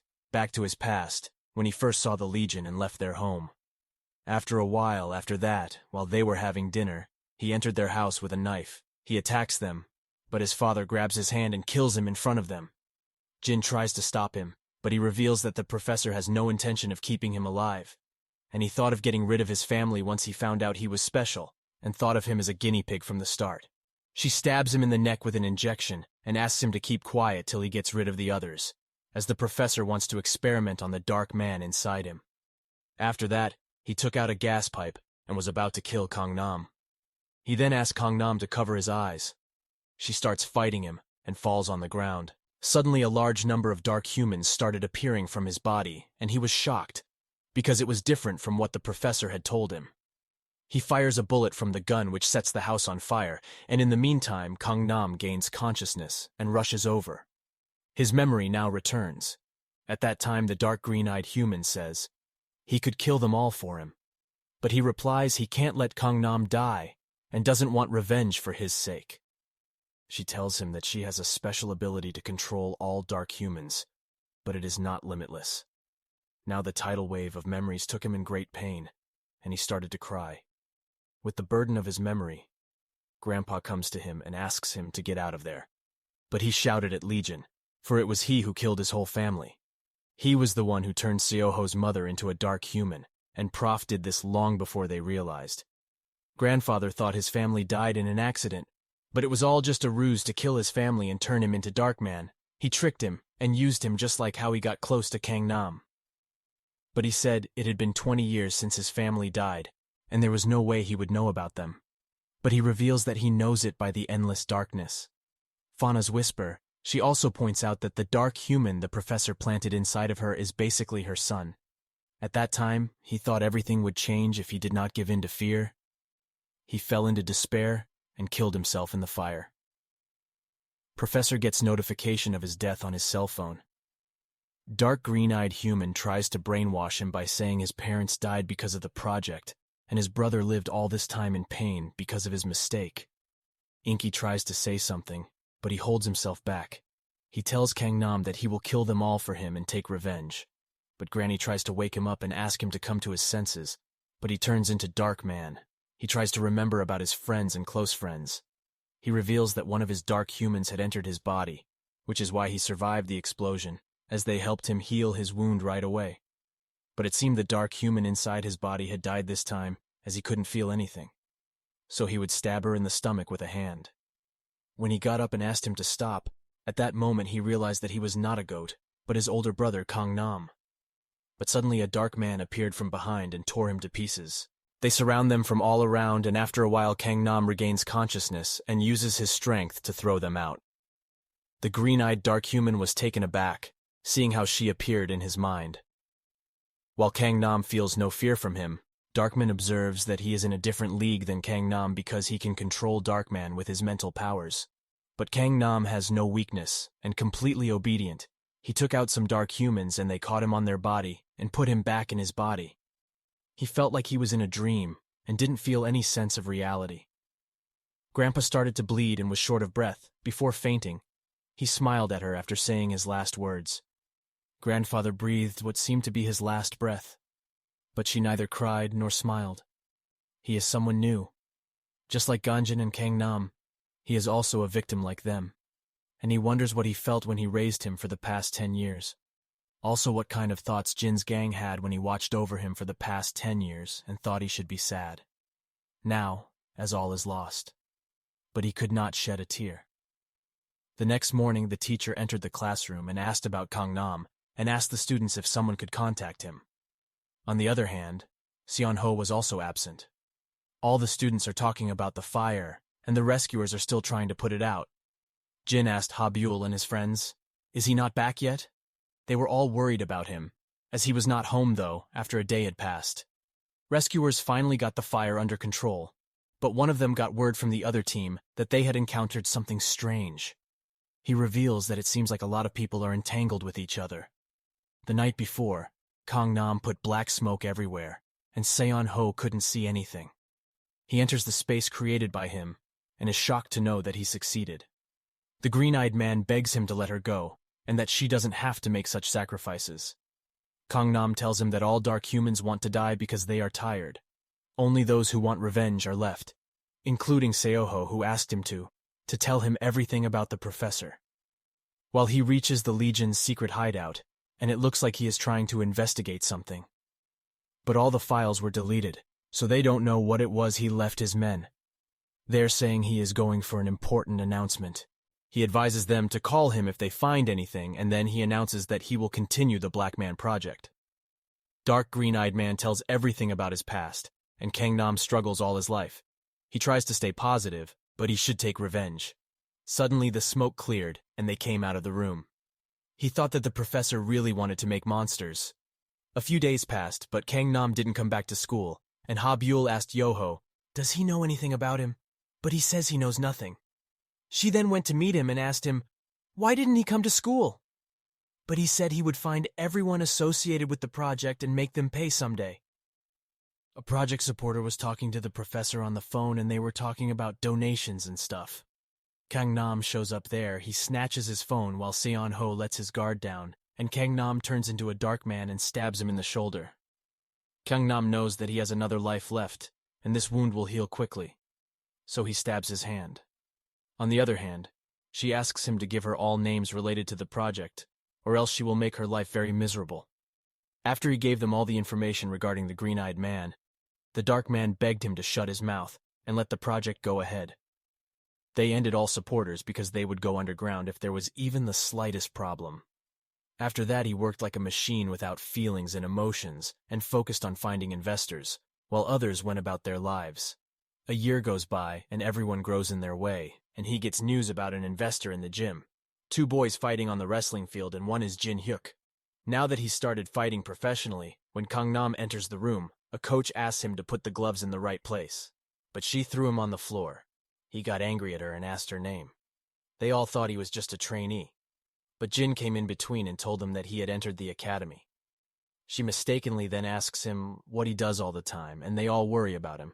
And Gangnam replies that he only does what he should do. He later asked her not to tell anyone at school that she met him and would come back every once in a while. He is done with what he did. Jin-hak agrees and asks her to have dinner with him and wait for him till he takes bath. While she thought he hadn't changed at all in the past year and had always treated her very well. He waited for the Jin-hak when the coach appeared, apologizing for his earlier behavior and offering to be with him. While he is only concerned about how to get the investor's interest, and the dark man also advises him to agree to the offer so he can get some alone time with her. He is an MMA enthusiast and would not let a good fighter go to someone else. So the dark man begged him to accept the sparring offered by the boy next to him. He then took her challenge and asked her to put on headgear and get into the ring. But Gangnam returns his gloves, saying he doesn't need them at all. They reach the fight ring and Gangnam kicks him. In just one attack, and his condition is getting worse. With that one kick, he notices the investor's reaction and looks very happy and enjoying the situation. While Jin-hak worries for him, thinking he has faced 2 incidents of losing his family and how he holds the sadness inside himself. A boy comes up to him and tells him about the save match with Gangnam, and Jin-hak is shocked to know that Gangnam beat him. He looks for him everywhere in the academy. A man tells him he has left, saying there is something he has to do. On the other hand, investors have taken him away. When Jin-hak came home and said that he met Gangnam, she is shocked to hear this and screams at him. Why didn't he stop her? She tells him that Gangnam will be back soon and she feels she has missed her life. On the other hand, Gangnam attacks the investor and injures him. Seon-ho brought clothes for both of them. Investors try to threaten them by saying There are far more people involved in the project than they think. He then tells him that they have found most of them, and at 100 now includes him. They ask him to give information, otherwise they will make things more painful for him, and he shows them an article from 11 years ago. He states that he is famous as a successful businessman, and last year when the professor presented the results of his research, he noticed someone strange. But he wasn't wearing a ring at the time, which means he wasn't using the life he was given, but he used it on someone else. He revealed that Director Park was very close to the professor, and it was he who dragged the brother into this project. Gangnam said they will now dig up Director Park for more information. But Dark Mortal thought he would not recommend that because there is a limit, he can control it. Let alone not like the others. Director Park is close to the professor, and he will notice if they attack him and make him disappear. At this time he did not know that he was being controlled. Instead, the professor noticed something odd about how all the investors were so peaceful and didn't show their greed. So he summoned his subordinates to investigate them, as it seems someone was interfering with their project. He also asked investors to act as if nothing had happened, and when he asked them why, Gangnam said he would find out soon enough. When they returned, she passed a discount snack shop and bought Inky's favorite snack. There he kept wondering why he believed this. He opens the parcel, but there are no chips inside. She finds something like a rice cake. When she turns it over, she is shocked to see it is Inky. But it's very small, and he asks how is he still alive. He throws it on the table and thinks he can't be his brother. But the Dark Man tells him that he is his brother. He reveals that the day his memory returned, his brother was torn to pieces by the Dark Man and was on the verge of death, and he made one last effort. His choice completely erased his memories to block the further progress of the Dark Human and spent an entire year recovering himself, now that he had returned. She had returned to him as an ignorant child, but they disliked her because she bullied them for her sake.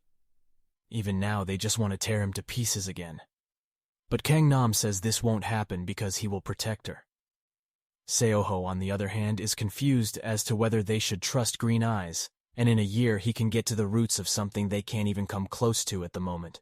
Most of the investors are under his control, and once they get investor training, they will be able to stop the project. This means that soon the Dark Humans will have control of the entire project, and what if he wants something other than revenge?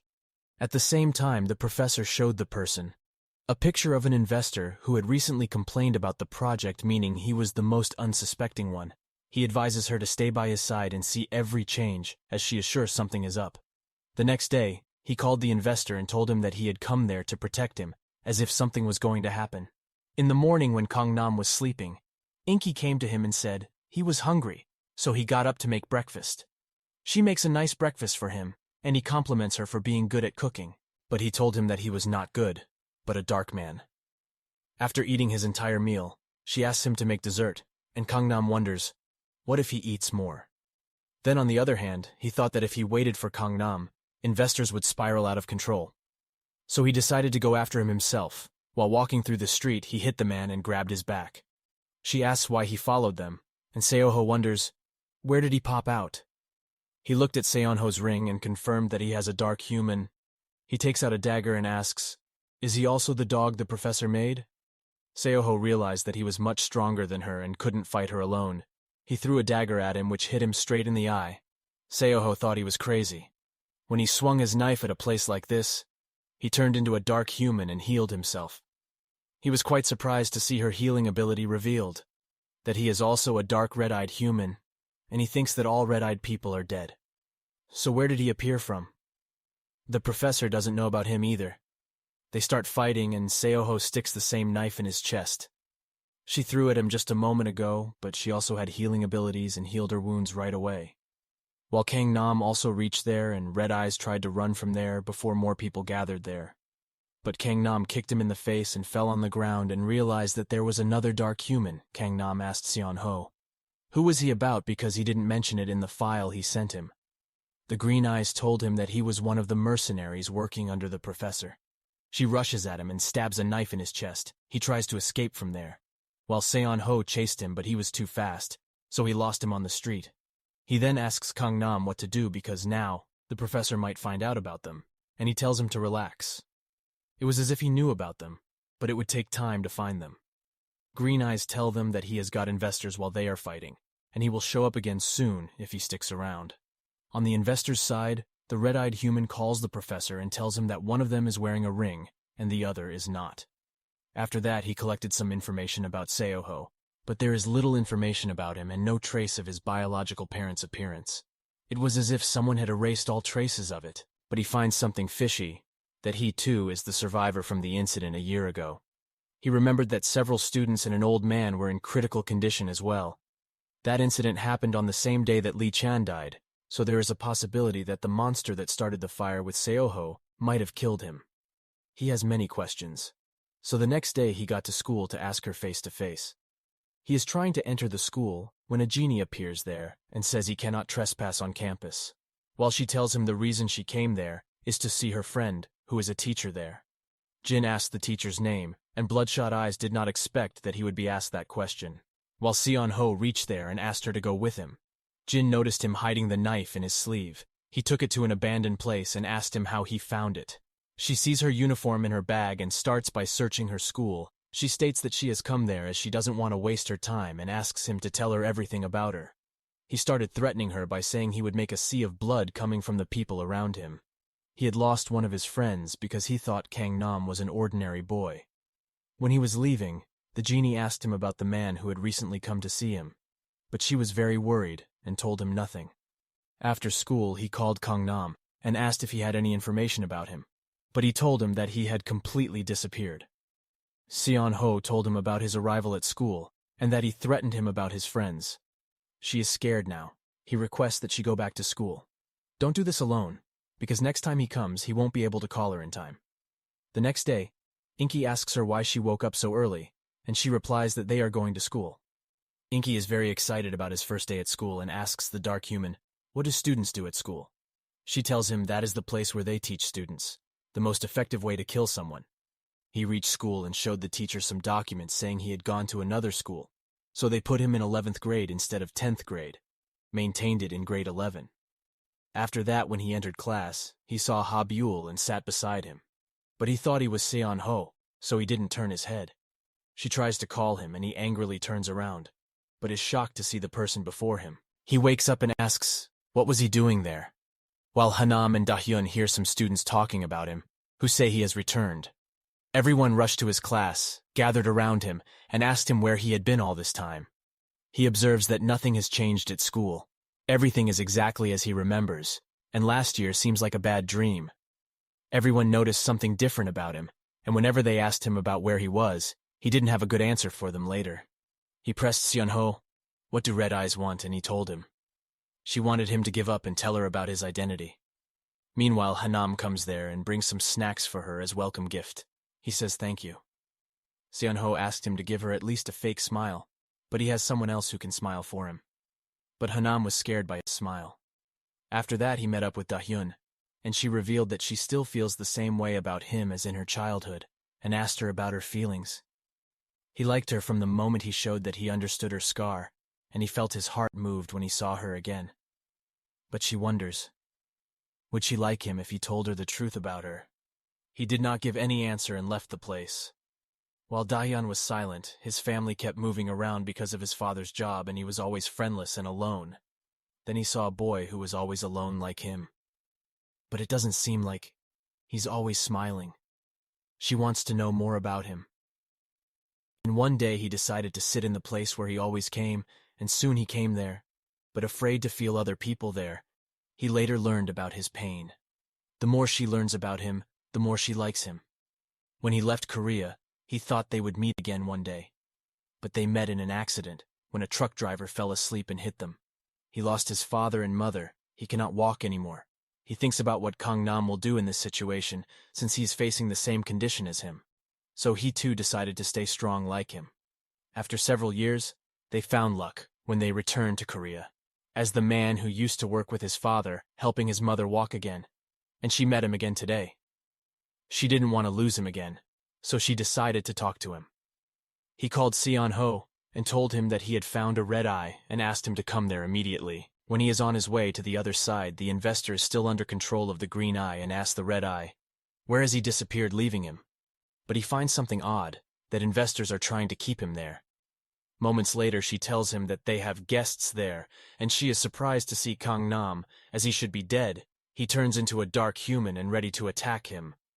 While she wonders who this kid is, he turned into the mercenary she killed years ago, and now wants to take revenge on him. He then grabs her by the neck and says she believes him. But she was a disappointment then, and disappointment is now a thing of the past, when she tells him she broke their code because they came here to fight, not slaughter people. Also that they were mercenaries, not monsters. He felt so humiliated at the time that he gave their information to the enemy and told them about their hideout. They were all captured and killed. Only he is the survivor, and this time again, she attacks him saying he is stronger than her. Perhaps breaking his ribs with this, he wonders how he can surpass a ringless dark man, as he can be torn to pieces, and takes out his knife and stabs it into his leg. Gangnam took out another dark man and told him that he was not alone. They all headed towards him and attacked him together. Knowing this, he angrily slammed the door and said he would find and kill him. The next day, Green Eye tells Red Eye that he shouldn't have killed her, and now they have put themselves in danger. They are about to move. They both start arguing and are about to punch each other. When Inky asks them to stop fighting, but Red Eyes pushes him back and tells him not to interfere, and says he prefers her before losing his memory. Inky calls them for help. While discussing the matter, Gangnam asked him to stay together as much as possible. On the other hand, Professor reaches the red-eyed secret hideout, and his person informs him about the boy. Upon investigation, he was shocked to learn that he was still alive. He lost a man in wildfire a year ago, and he just lost another. It means Seoho is getting closer to her, but something mysterious is happening. Old man died among the victims of wildfire, because he should have died in his trap. He is sure that the two of them are trying to hide something from him, and one of the secrets is Seoho's existence. But there was something he didn't know yet. He ordered one of his men to investigate. They tried to cross-check the activities of the last 10 years. After that, he looked for Grandpa, but thought they should chase Seoho and not looking for information about an old man. Then he saw a Ha-Byul image there, which was the target of Red Eyes. The next day he is absent from school, and Seon-ho is surprised by his absence because he never misses school. He suddenly remembered what the Bloodshot Eye had told him earlier, that he would make a sea of blood gush out of the people around him and rushed out of the classroom. Gangnam got up from his seat and followed him, giving the excuse that his stomach hurt a lot, and left the course. When Seoho came out, he came to the class from the side, and he was relieved that he was fine, and he gave an excuse for being late. He says he overslept. He left it there. Gangnam asked, "Is he okay?" She said she was worried. They were back to class when the professor entered the school and rushed towards Yoho. She cries and calls him her son. Seon-ho blinked in confusion. Back to the past, when Mother told her that her father was a good man and he did everything for her, and she always thought his father was a good man who she loved and always put him first. But it turned out that his father looked at him the way one would look at a lab rat. When he turned his mother into a dark human, he asked her to escape from there. He tries to run away from there but is soon caught by him, and then all that happened. But today, when he was again in front of him, Gangnam started to wonder if he could control his anger. The dark man inside him is raging and they want to tear him apart, and Seoho is also trying to control himself. He asks why he is not coming home, or if he is afraid he will end up like Mother. He wanted to tear it to pieces. When the dark green-eyed man ties his hands and tells him to control himself, as the professor is just trying to test him, he then notices Gangnam with him, thinks he is just an ordinary person, and says he is happy to see him living an everyday life with common friends. He then leaves her saying that he will be right back and have lunch with her. He felt proud to see his son like that. When he leaves, all the students gather there and are shocked to see him.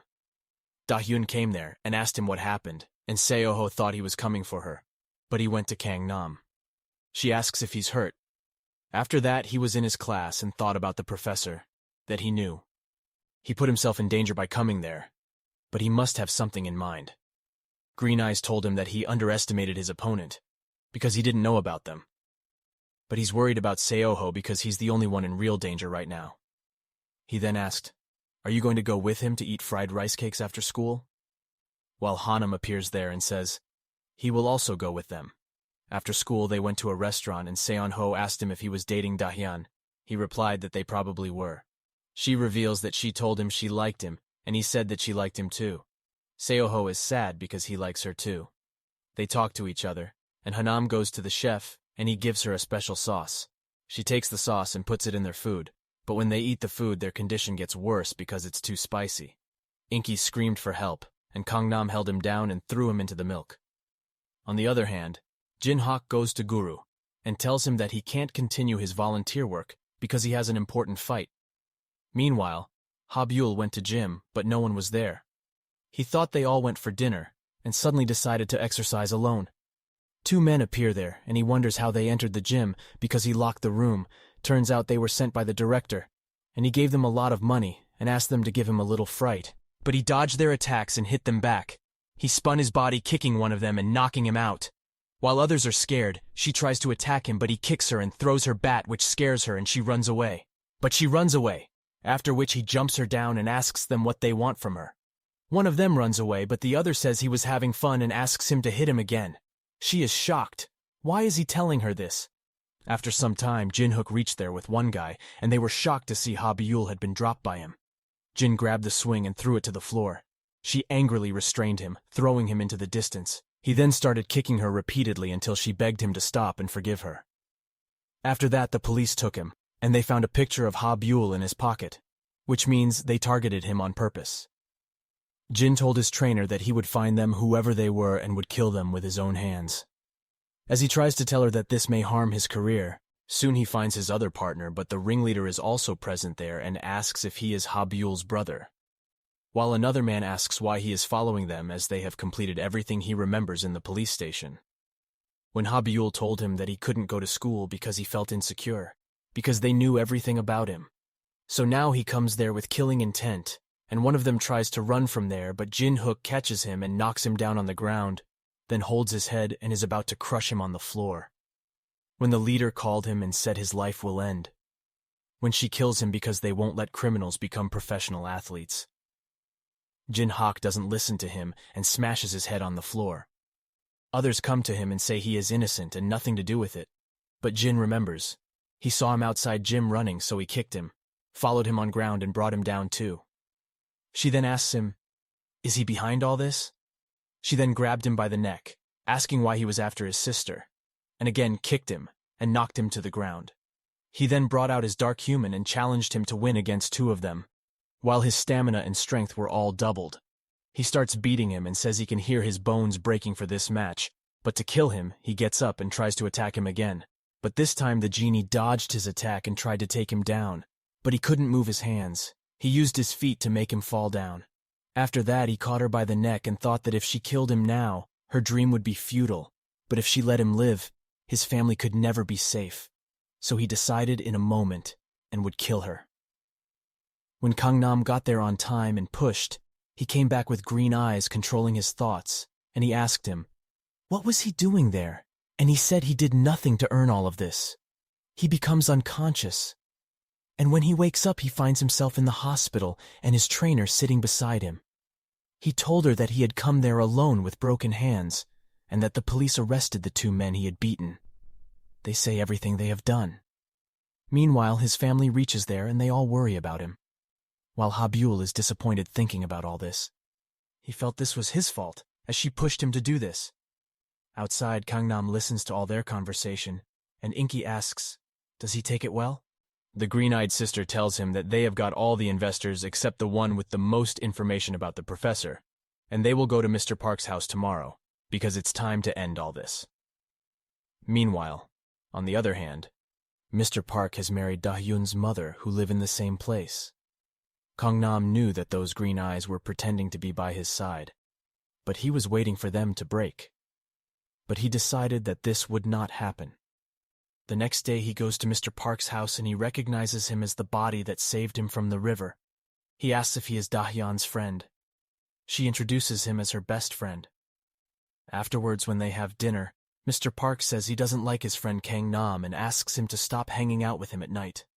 Her mother asks her why she said such things to him, as she is happy with him, while she says she wants something better for him.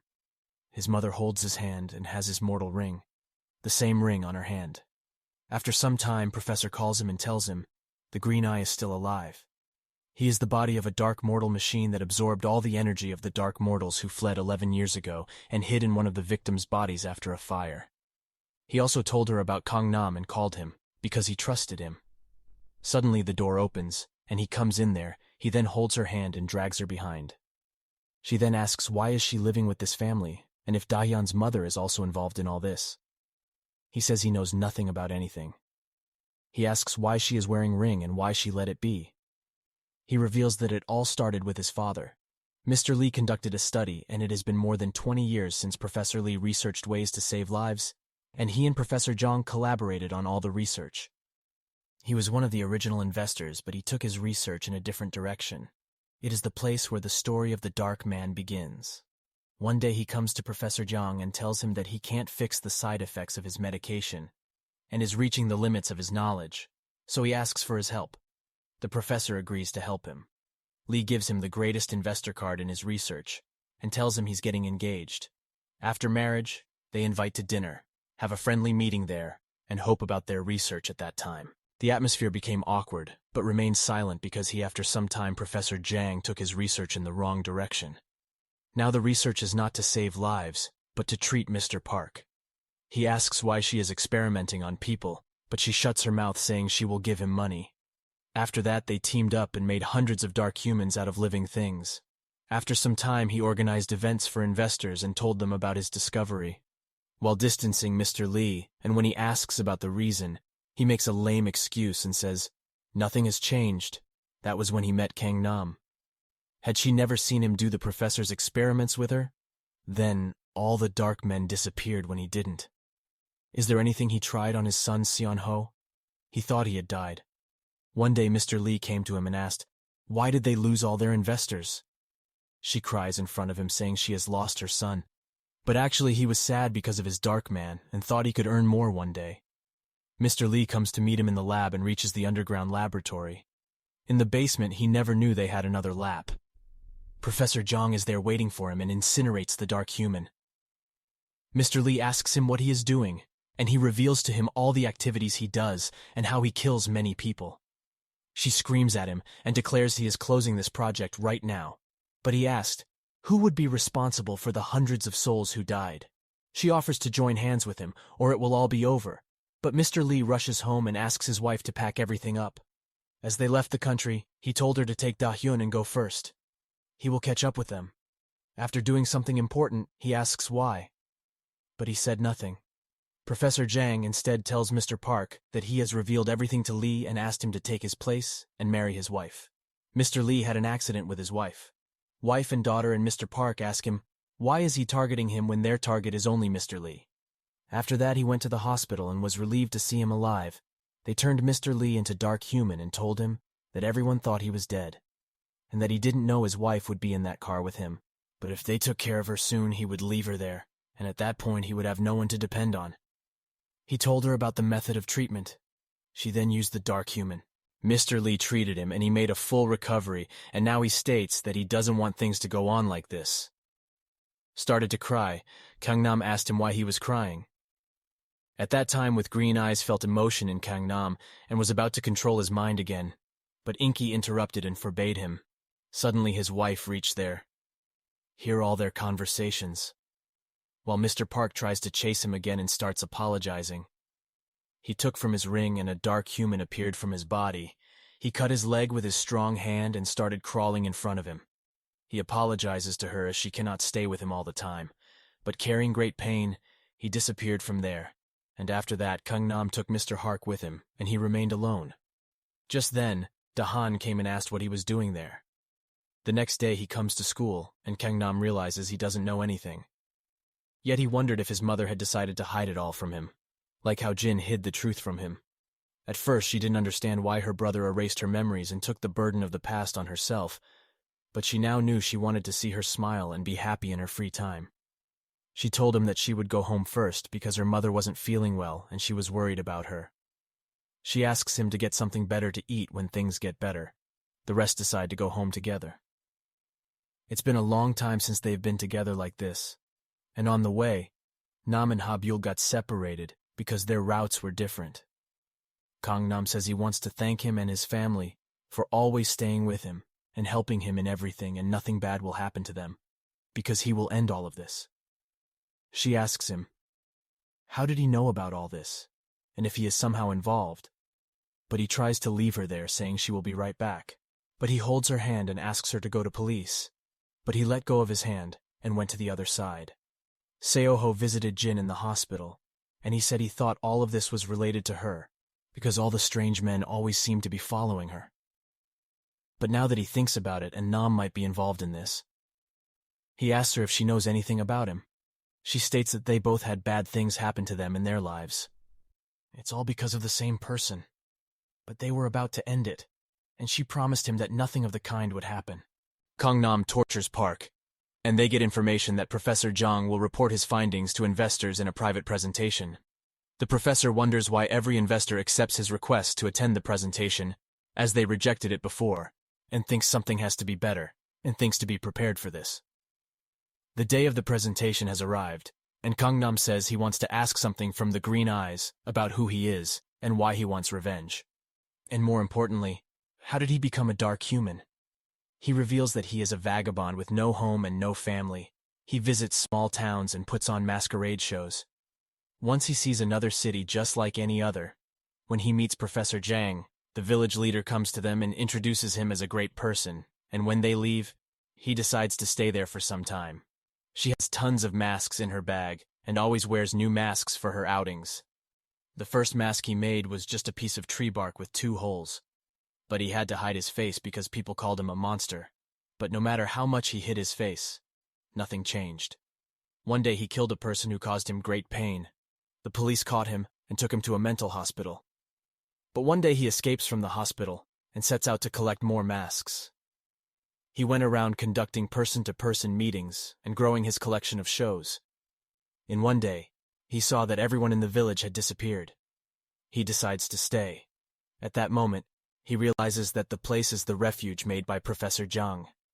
The show is over, and the theater is no more.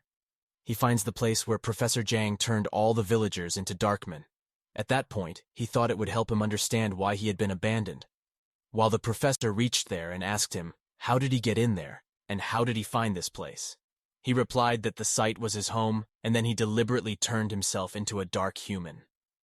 Now he tells Gangnam that he uses his powers on him, because he looks unstable and he controls his emotions, because he wanted him to finish the job they set him out to do. The presentation starts and everyone reaches there, including Gangnam, who is hiding with the mask. He started the presentation by saying that when he saw it all, they wanted a presentation. He thought they would all get together without him, because it was impossible for the 100 people who agreed to keep their identities secret. Decided on the same thought, he asked them why every investor was present there. He again asked them, did he know about the student named Gangnam? Because he had heard about him. Suddenly Gangnam got up and said they won't answer since they are spectators in their game, and the only dialogue is between him and the professor. She is happy to see him there, as she wants to meet him. But now he comes there himself and asks if she wants to kill him. But Gangnam says if he wanted to kill him, then he would have died long ago. But he has come there to wipe the Dark Mortal project off the face of the earth once and for all. The professor laughs at him and asks him, how is he going to do this alone? Suddenly some bodyguards appear there and he announces that he will start the presentation. He states that he tried for years, but could never get more than 1 dark human in a person's body. So he changed his mind and broke away to create the perfect army of guard dogs. Instead, he spoke with green eyes, that he knew that he was alive in Gangnam's body, and he had no idea how happy he was to see that he was alive. Once he brought it out, they would continue their experiments. The professor's soldiers rush to attack him, and he realizes something is wrong with them, as he has experimented with them and turned them into attack dogs. One jumped really fast and punched him in the stomach before he could react, and the other was rushing towards him. They hit him in the stomach again and made him fall to the ground. Green Eyes come out and tells him to knock them out one by one until they start to lose heart, and then he will do his magic. But they don't seem to want to give up. Sticking to the plan, he rushed at full speed and knocked one of them out. While the professor was shocked at his speed, he then hit his head on the floor and punched another and sent him flying. In the same way, he beat them all and knocked them down. The professor is in a state of shock seeing the failure of his plan. He realizes that he doesn't like him, because he not only restrained the dark humans, but used all their power. He tells him that his dog has the dark humans, and it's not over just because he killed them once. But Gangnam says he didn't kill them all, but took out their rings by taking their summons. He saved their life. Suddenly he realized that all the investors were still there, and there was no movement in them. Gangnam tells him that they are just his puppets now and will listen to him. He would wake up all their dark men and ask them to take off their rings together. He asked if he had ever considered how much suffering these people were going through. They all let go of their calls and turned into dark men. While Green Eyes gripped his neck and said, "He will make her feel their pain." He said he would come back to life if he somehow did, and this hell would not end until they were all gone. He would make her remember everyone's pain and suffer one by one. The professor frees himself and says he is God and immortal and can be more than God. He tries to run away from there, but Park grabs his leg and makes him fall and asks him to take him with him, because he was seriously injured. But she left him there and ran away. But when he reached the stairs, many dark humans came towards him. He also escapes from there and gets to the roof, but there is no way to escape, and Gangnam reaches behind him. He took out his gun and shot himself, and his dark man died. Meanwhile, Green Iron reaches there and asks him to accept his destiny as everything is over now. She shows him the result of many years. Looking at everything with disdain too, he has lived too long treating people and their lives as disposable toys. Suddenly he calls someone and asks how long he will hide, as they need him to start the last phase of their plan. Inky appears there with Green Eyes asking, "Is he ready?" Nam asks, "What did he prepare?" He reveals that Inky will release all Darkmen in his body, and in the process, he will be torn to pieces. He asks why is she doing this, as this was not part of the plan. But she tells him that it was not she who held him, but her brother. He reveals that his powers are gone because he has recovered his emotions, and Gangnam has been holding him back because he wants revenge on her. She asks if his memory is back, and why he always keeps her in the dark, and she replies that she always wanted him to stay strong. He tries to stop him, but he disappears, and all dark men are released. Now this Green Eye went to the professor, and said that from now on, he would be wearing the mask of every dark human, and had to play their part. He stabs his hands and body and kills him repeatedly, but he cannot die because he is immortal. He begs them to leave him, but they all seek revenge on him individually. Green Eye was writing something on the mask, and Seon-ho asked him what he was doing, and he replied that he wrote their names. He sees everyone's life through the final appearance of the mask. This is his record, and Red-Eyed asks him to take off his ring too. Now they are free and have control over themselves, so that there was no reason they would attack him again. He held her hand and took off his ring. After that, a Green Eye came to Gangnam and said he wanted to give him something before he went and gave him the mask he made for Gangnam when he first appeared. After that, she gave another cover made for him, that of Grandpa, and asked him to remember his last words. She tells him that life is full of goodbyes, whether he is ready or not, and there will come a day when he will smile again. She started to cry, and Green Eyes knew she would stand up again. This time, he will be stronger and stronger. Days passed, and they returned to their daily lives. Nam regained his smile and found peace with his friends. One day, Dahyun asked if she wanted to go and eat with him. Seon-ho and Ha-byul followed them, and he asked her if she was jealous of them, but she got angry about this and hit him, while he felt more hurt that he didn't have a dark human now. She had bought movie tickets for him, but thought it was too early to ask that and the things that should be asked. They have now become seniors, and it is their new first day. They all took a group photo together, where everyone was smiling in their hearts, and there was no hint of sadness and loneliness. 10 years later, Ha-byul tells Jin-hak that he is going to his high school reunion, and he asks her, is she going with her boyfriend? He replied that he would come get her, and Seon-ho was waiting for him outside the house. On the other hand, Gangnam is a teacher at school, and a man comes to him and says someone has come to meet him. Dahyun had come to meet her husband and told him that she was waiting for him at a nearby cafe. After that in class, she asked students to make their favorite person, and when they drew, she started to draw her favorite. The children gathered there to see what he had drawn. He drew Inky, a figure who is very dear and means a lot to him. In the center of the universe, called the Nine Edicts Rift, there is a gigantic golden staff resembling the Ruyi Jingu Bang floating there. Right at the end of the golden staff was a person bound by several clothes hanging up. And that man was none other than the main character named Ye Xuan. He had been asleep for a very, very long time, until finally, after tens of thousands of years had passed, he woke up and opened his eyes. When he woke up, his head hurt, which was probably a side effect of him sleeping for tens of thousands of years. Even so, he still clearly remembered the incident before he fell asleep for a very long time. In the past, he was attacked by thousands of divine soldiers led by a divine sovereign named Hao Tian in an ambush tens of thousands of years ago to seize his throne. At that time, his soul was destroyed, making it impossible to claim that he was still alive. However, the fact that he was now able to move was enough to explain that he was still alive, and his soul could be restored. The soul itself is divided into 9 characters. Among others, the first is Lin or procedure, the second is Bing or soldier, the third is do or fighting, the fourth is Zhe or person, the fifth is Ji or all, the sixth is Zhen or array, the seventh is Lai or column, the eighth is Qian or front, and the ninth is Xing or line. All of them are one unit that can also be called as 9 edicts. Unfortunately, all the power from his soul was broken, and only the edict Lin was left. What he wants to do to start over and get his revenge is to restore all of his edicts first. Ye Xuan then summoned some kind of system called 9 Edicts Rift, and immediately his body emitted a bright light, and the black sky faded into a blue sky, as if he was in another place. It was like he was sent to the mortal world, or the human world, and Ye Xuan believed that the continent below was a place where he could recover his edicts and character, so he immediately rushed out for revenge. In a place called Li Yuanjian Pavilion, a great battle had just occurred there. Many of the sect's disciples had already fallen, while the profound master Lei Lei had even been seriously injured, although he didn't want to give up so easily. He was accompanied by his son named Li Yiming with several other students. And as for what attacked them, it was the Blood Sword sect led by the ancestor or the ancestor directly. Lei Lei himself received a backlash from his cultivating sword technique, which caused him to be struck by lightning from the sky.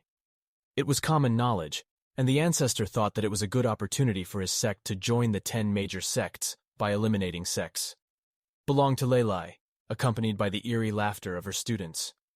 In his opinion, the destruction of Lei Lei's sect was a certain fate, and Lei Lei should just give up so he could give her a proper death. However, Lei Li didn't want to give up and told the ancestor to stop dreaming of defeating her. "Even if I die today, I want you to feel the wrath of the thunder, you bastard," Lei Li said, as she sent down a bolt of lightning that struck herself.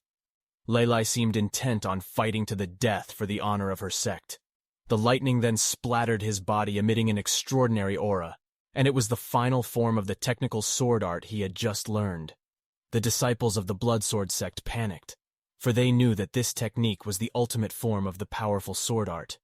They wanted to run away, but the ancestor then asked everyone to calm down, and watched Lei Lei, who according to her forced herself to use this strongest sword technique. Sure enough, like a boomerang effect, Lei Lei's body visibly deteriorated, as blood started to flow out of her nose, and it completely exerted an extremely heavy pressure. Li Yiming also cried worriedly seeing his father's condition like that, while Lei Lei then asked him not to worry. Lei Lei finally concentrated all her strength into her sword until blood was pouring out of her eyes, showing just how much pressure was created by the technique she was about to unleash. Lei Lei also chanted an incantation, and thunder then split the sky directly above the Blood Sword ancestor.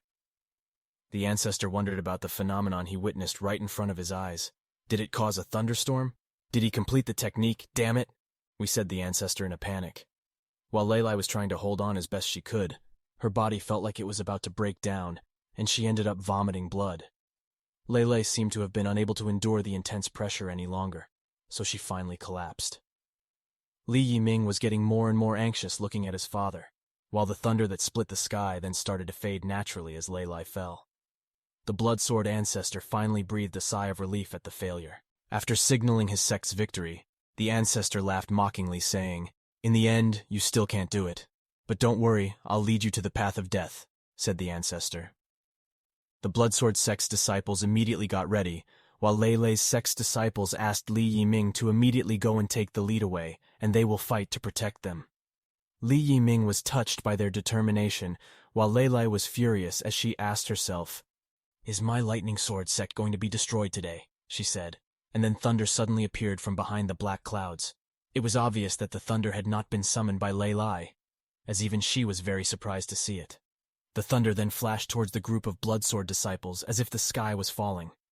Of course, it caused a tremendous panic, and the next moment the butt of thunder also then grabbed the blood sword ancestor, who had not been able to react in the slightest. Li Yiming was overjoyed to think his father's technique had succeeded, while Lei Lei was speechless at the fact that her previous technique had failed. So did the other students who had the same thoughts, and thought that it was Lei Lei's technique that had brought down the thunder. However, they didn't know that there was a figure behind the archipelago of smoke generated by the thunder, and that person was Yeshuan, who accidentally killed the blood sword ancestor. Everyone was very surprised because it was not natural. Regardless of who shot the thunder, it was something so vicious that just imagining that person could live after falling with that thunder already showed how strong Yeshuan was. Li Yiming was confused as to how someone could suddenly appear from behind the thunder, and Lei Lei guessed that he must be in the almighty Yang realm. They realized that Yeshuan was an extremely overpowered person, and meanwhile, he himself was silently staring at the shining hands that formed the character Lin, one of the 9 edicts. That character was made from practicing all kinds of training in the world, so Yeshuan thought that maybe he should start his path of vengeance with lots of training in this mortal world. And then Lei Lei, and the rest of her disciples, suddenly paid respects to him, asking for his help, promising to give him whatever he wanted as long as Yeshuan was willing to help kill the blood sword ancestor. As they expected, it turned out that the ancestor was quite formidable, as he hadn't died even after being struck by lightning. But surprisingly, Yeshuan immediately refused their request, because he didn't want to interfere, and the purpose of his coming here was not to fight. Yeshuan instead asked. He attacked. "There must be a reason, right? So have you guys done something wrong?" he said. The blood sword ancestor, who finally regained consciousness, misunderstood that Yeshuan was the savior of the Li Yuan sect. "But did you ever think that he alone would be able to take on hundreds of sect disciples in my area?" The ancestor laughed and then activated a combined spell. Something like blood gushed out from all the students like blood blades, and then formed into the shape of a death skull. It was none other than the blood sword sect's own strongest technique, which was said to even be able to shatter the heavens. There were even rumors saying the blood sword ancestor was capable of slaying strongmen in the Sun realm. Thus Lei Lai immediately warned Yeshuan that this technique was extremely dangerous, telling him to flee immediately. But of course Yeshuan didn't care. He said that he had nothing to do with this Li Yuan sword sect, nor did he want to get involved in the blood sword sect's fight. But the blood sword ancestor completely ignored Yeshuan's words, and he then launched his death sword technique toward Yeshuan. Yeshuan still didn't move an inch from his spot, and intended to block the attack with just his finger while asking them not to blame him since they dared to attack him. "You idiot! The disciples of the blood sword sect feel that there will be nothing left. Everything will be over soon. So what if you are in the almighty Yang realm, under my blood sword that can shatter the heavens that opened up a problem today after Yeshuan destroyed? No one can stop me," shouted the ancestor as the blade of death finally devoured Yeshuan. He was so confident, didn't realize who he was fighting. Sure enough, Yeshuan proved to be able to block his attack with just one finger, which made him very surprised, as well as Li Yiming and Lei Lei, who had the same excited shock. "You want to kill me with trash like this? Your joke is not funny," Yeshuan said.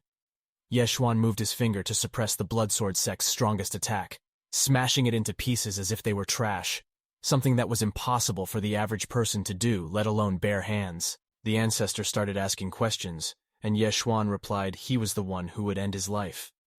Yeshuan immediately kicked his chin first, not caring about his words anymore, so that the ancestor was flung very far away, obviously making the blood sword disciples very panicked.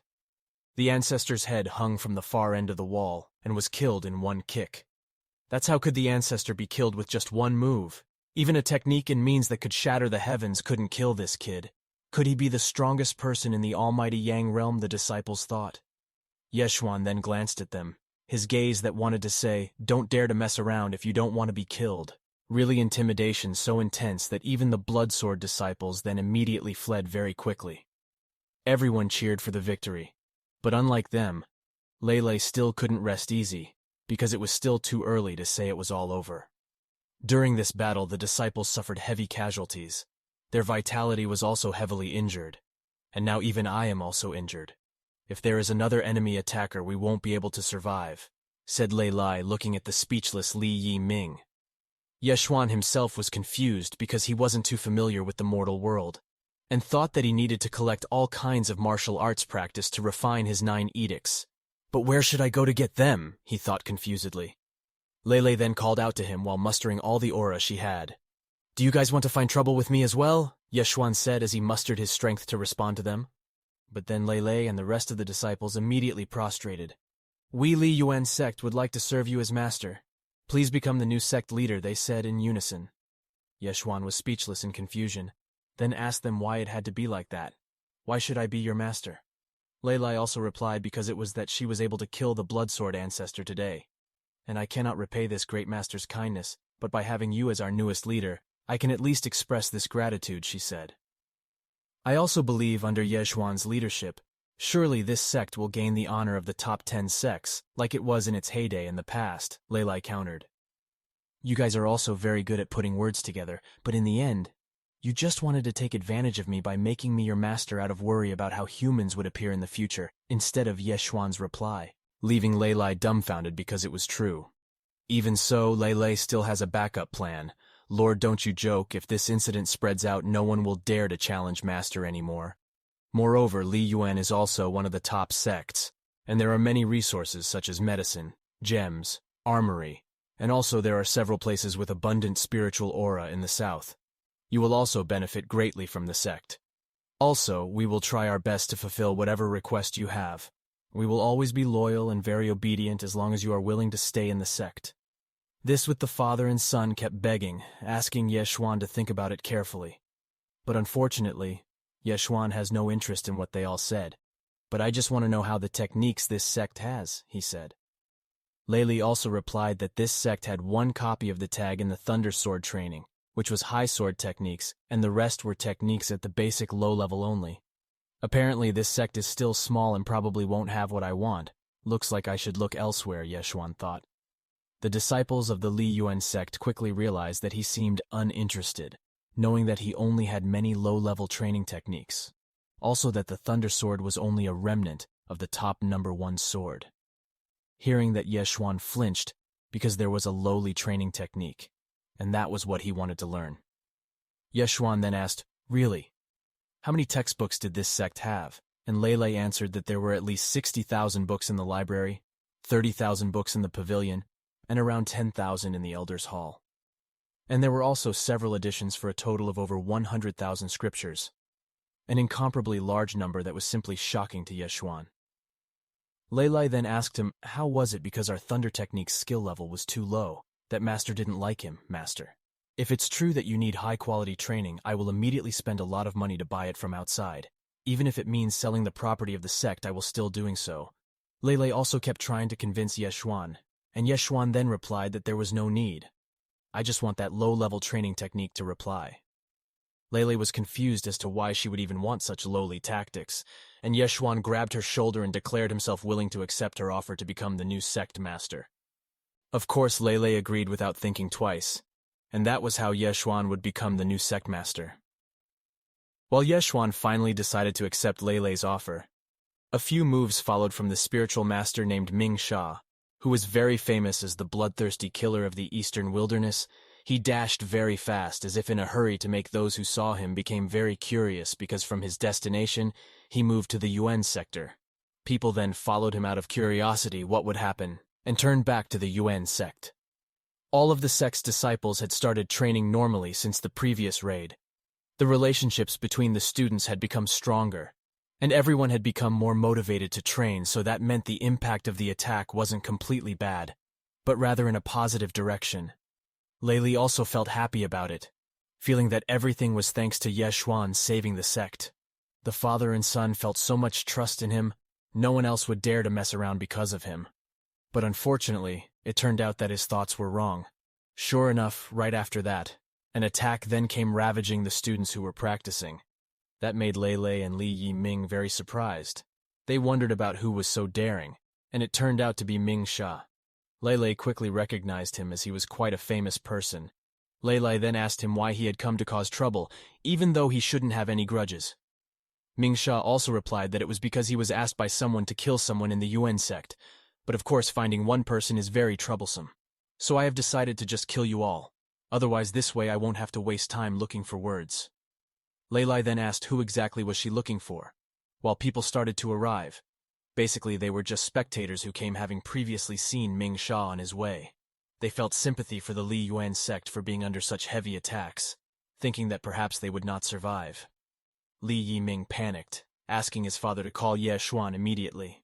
Lei Lei said that Ming Sha is at the 3rd level of the Yang realm, and also the number 1 in the land of the north. Even though Master Ye Xuan is also at the Yang realm, he can't possibly match Dao Master Ming Sha, and we can't let Lord Ye Xuan die, Lei Lei said. Li Yiming then asked, "Then what should be done?" And Lei Lei replied, "Somehow it seems there isn't much we can do to stop our sect's destruction this time around.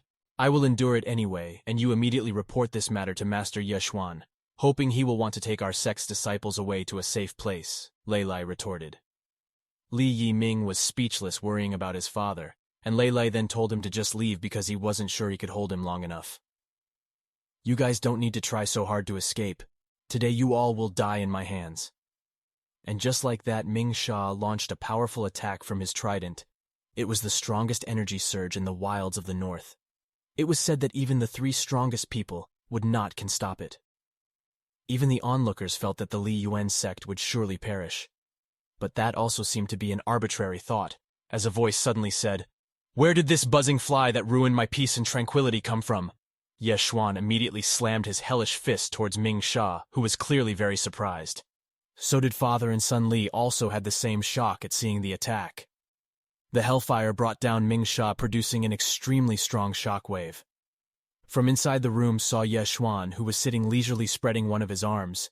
He was originally reading a book leisurely, and that was how he completely regarded Ming Sha as an insect that was not worth looking at. Back to the outer side of the sect, a huge commotion ensued as the sudden attack killed Ming Sha, the strongest person in the northern region. They were all confused as to who was capable enough to do so. But unlike them, father and son Li clearly realized right away that it must be Master Ye Xuan who has saved them once again. So when Master Ye Xuan comes out later, we must do our best to please him. We must fulfill whatever needs he asks to understand, Lei Lei reminded her son, who quickly understood. Lord Ye Xuan to kill a stranger with a single move with incomparable grace and terror is a very rare thing to happen. How could I not respect and worship such a powerful person from the bottom of my heart, said Li Yiming. Ye Xuan finally came out of his room. A total of 2 days since he received the offer to become the sect master, and during that time, he finished reading hundreds of thousands of extremely abnormal books. As usual, it clearly made the Li father and son very surprised. But Ye Xuan realized that his spiritual part had been corrupted, so it was only 1 in 10,000 of his prime, because if it wasn't damaged, he would be able to understand it with just one thought. So I'm just wasting a bit of time, Ye Xuan said. Li's father and son were shocked to hear that, while Lei Lei initially thought that Ye Xuan was in the almighty Yang realm, maybe because it was the highest Rana that humans could reach. She also asked if Ye Xuan had reached the peak, and Ye Xuan answered that he had missed it for a long time. The father and son were even more surprised to hear that, because the sun was the highest realm they knew about. But Ye Xuan didn't really care either because his business was done. He then said goodbye, causing the two to panic. I originally only stayed to read martial arts books, but now that I have finished it, of course I have to go, so is there any problem? Replied Ye Xuan. Lei Li was speechless too because that was the original deal they agreed at first, thinking it would definitely take Ye Xuan years to finish all the books. All right, you don't need to think about protecting me. I will find a place with lots of martial arts books to stay. Ye Xuan walked away and heard that Lily also had a new idea. God. Yes, I know that there is one place that has so many martial arts books and so many kinds of sect practices. We also still have cities to go in. So, as long as Master he maintain the identity of Sigli Yuan, I can help Master to enter that place, said Lei Lei. Ye Xuan also asked the name of the place. What is it? And Lei Lei replied that if it was the Wandao Academy, the story moved afterwards to a sect called Cloudshine, located in a high mountain. The disciple named Ling Yang then gave a report to the eldest as well as his father. When they saw Ming Sha being killed with one move, they couldn't believe it. Ling Yang also confirmed that it was indeed what happened. Many people saw them die by the fire of hell. The eldest, who turned out to be called Ling Sheng, obviously couldn't believe it, only because it felt impossible for him. He was also emotional, thinking, how could the Li Yuan sect have such a strong person? He then ordered Ling Yang to immediately tell the other higher-ups to prepare themselves, because it turned out that he was the blood that sent Ming Shan. Ling Yang then asked him to take it easy. Based on the information, Ye Xuan was not coming. He was going to Wandra Academy under the recommendation of Li Yuan, he said. Ling Sheng can also be a bit relieved, thinking maybe Ye Xuan doesn't know his identity yet. However, I still have to find a way to get rid of this Ye Xuan as soon as possible. Otherwise, we will never be able to destroy Li Yuan and complete the 100-year plan. But father, even though Wandao Academy itself is separated from the world and has become independent from the 10 great sects, we will not be able to interfere in this matter, Ling Yang replied, interpreting if perhaps the rules of the academy is pretty cool, but even so has a plan over the years when we have also recommended many students of the Wandao Academy. Although most of them were imperfect, there were still strong people who had grown into elite academy students, he said. Father, are you talking about my elder brother, but will he help us? Asked Ling Yang. Your senior brother is indeed so arrogant and feels the most powerful. We only need to tell him that Ye Xuan, who is called the first genius in the wilds of the north, and he will naturally help us revenge. After going to the Wandao Academy, it was seen that many new students had gathered, with one of them being Ye Xuan. So for the sake of helping themselves, it was directly supervised by the top 10, so the academy could also be a breakthrough for students to enter the upper sector, so that all students naturally had determination strong enough to attract attention, especially Chanyuan Li sect's #1 sect. However, it was clearly different from them. Ye Xuan was completely caring inside, and what he wanted was only one thing, which was to read books. Not long after, someone then came along with thunder, right in front of the new students from Back to the Moon of Smoke, then seen by someone named Lin Kun, who was the war leader of Wandao Academy. In short, he was the person who was given the responsibility to pick up and guide the students. The academy's new student, he was apparently also a very famous person. So just by looking at him, the new students felt very happy. And soon someone walked down from behind a very beautiful person named Yang Kaiyu, who quickly made many men crazy about her beauty and grace. Ye Xuan was even happy to see her. After all, she was really beautiful. Lincoln then asked Kaiyu what he wanted to do, because he shouldn't be assigned to pick up new students. Kaiyu replied that if you just want to have a look. Are there any good seeds? Don't waste your efforts. Going to join our combat class, it was impossible to choose a pure class that was useless. Even Kaiyu was speechless. So it seemed that Kaiyu was a high-ranking member of the refining team who might have come to attract attention. However, Lincoln then asked all the new students to follow him because of the holding of the entrance ceremony that was about to start. All the new disciples complied, and Ye Xuan quickly realized that, if possible later, they will be asked to choose a class such as purification, combat, and whatever it is. The new students then followed the Lincoln to enter the academy until the end. Until at the main courtyard there was a very large statue of none other than the statue of the academy's founder named Li Qingfeng. Ye Xuan smiled because it turned out that he knew him first. Several times Ye Xuan and he used to read books together, so even he was surprised to know that he had now established an academy. And before going any further, Lincoln then warned the new students that now is the last chance if you want to leave the academy. The students were confused about what he meant, and Lincoln then only replied that you will find out for yourself. Sounds like quite dangerous, but still no students who left.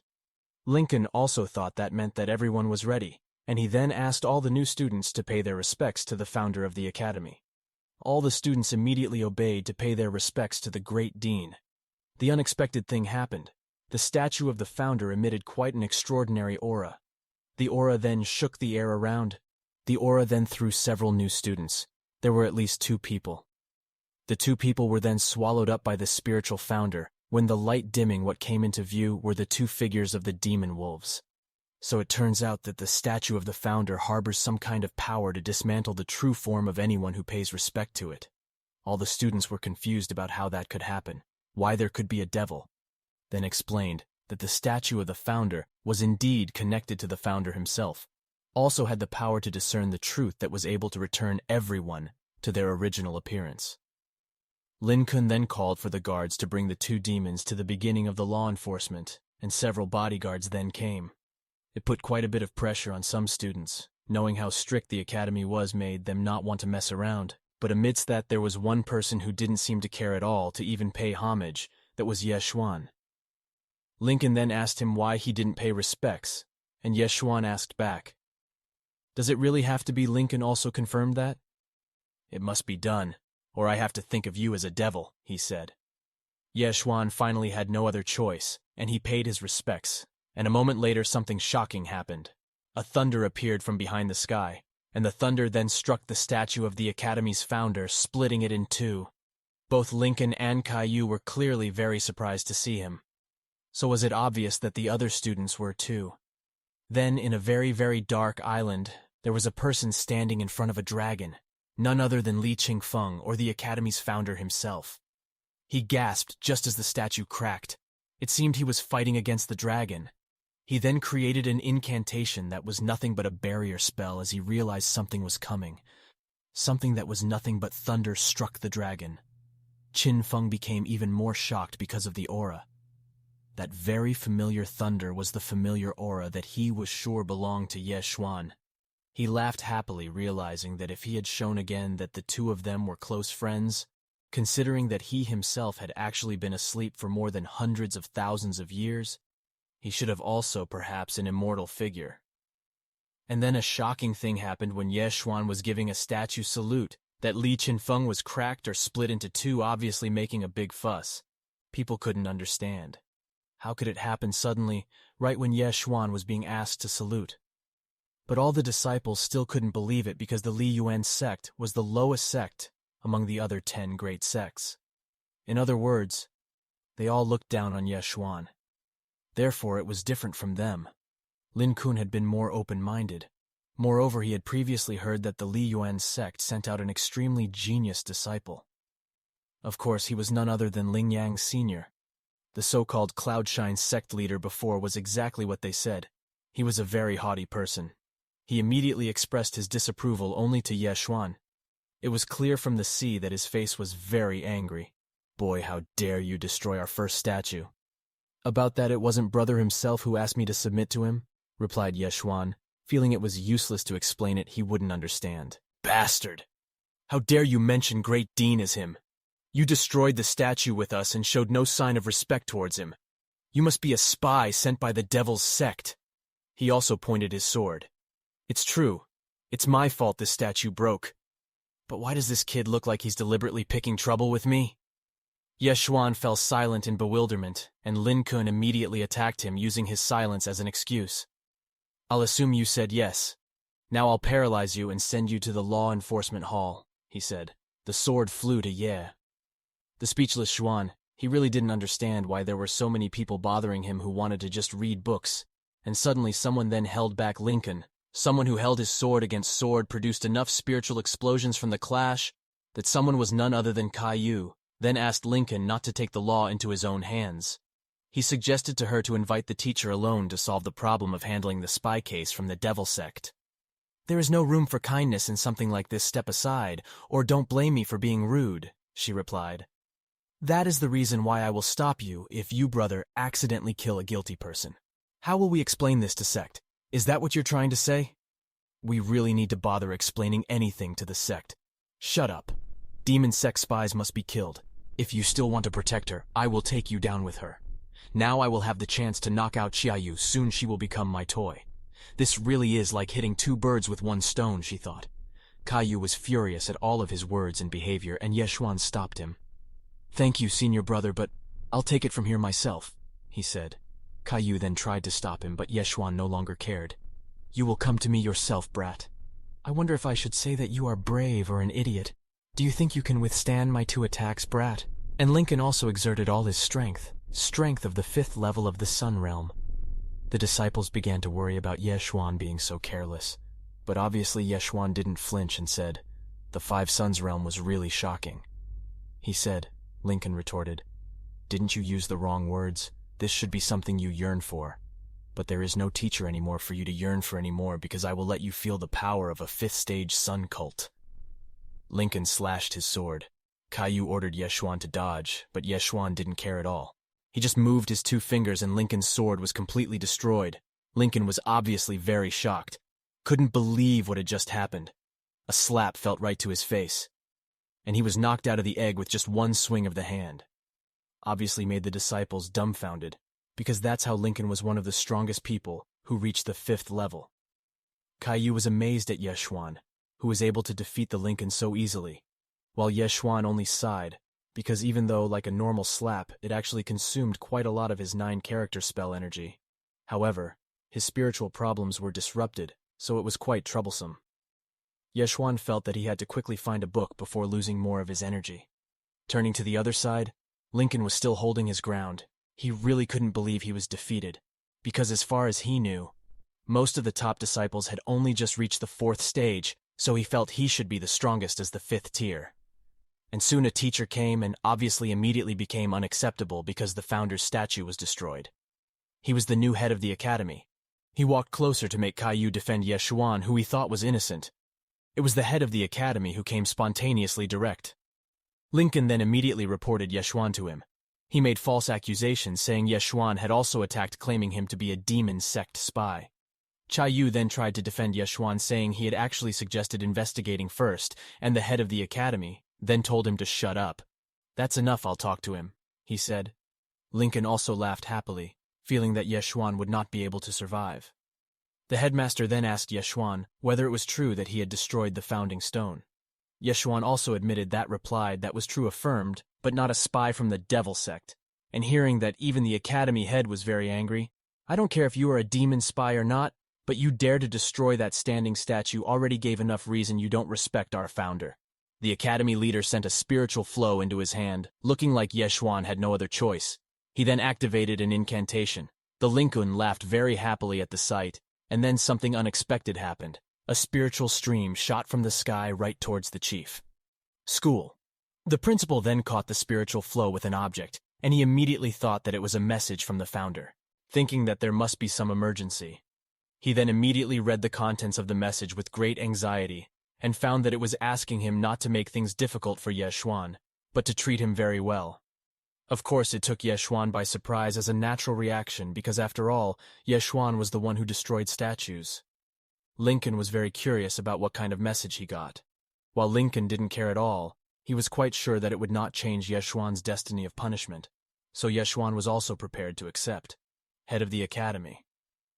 But it was clear at the same time that he realized the risks of not being able to enter the academy, and the representative finally opened his mouth. Lincoln and Caillou were worried. Yeshuan only looked silent. Then the deputy dean held Yeshuan's shoulder and he smiled. "I'm not too worried, may I know your name," he said. The sudden change in behavior obviously made everyone surprised, especially the Lycun. As far as he knew, the deputy with that was supposed to be the most loyal person to the academy's founder, so he was clearly at a loss as to how to treat Yeshuan well. Different from Lincoln, Caillou was happy to see him. He felt that it was because the deputy dean knew if Yeshuan was the one who did it. His positive thoughts clearly made Lincoln even more annoyed. And meanwhile Yeshuan was silent, because he also had the same shock deputy dean.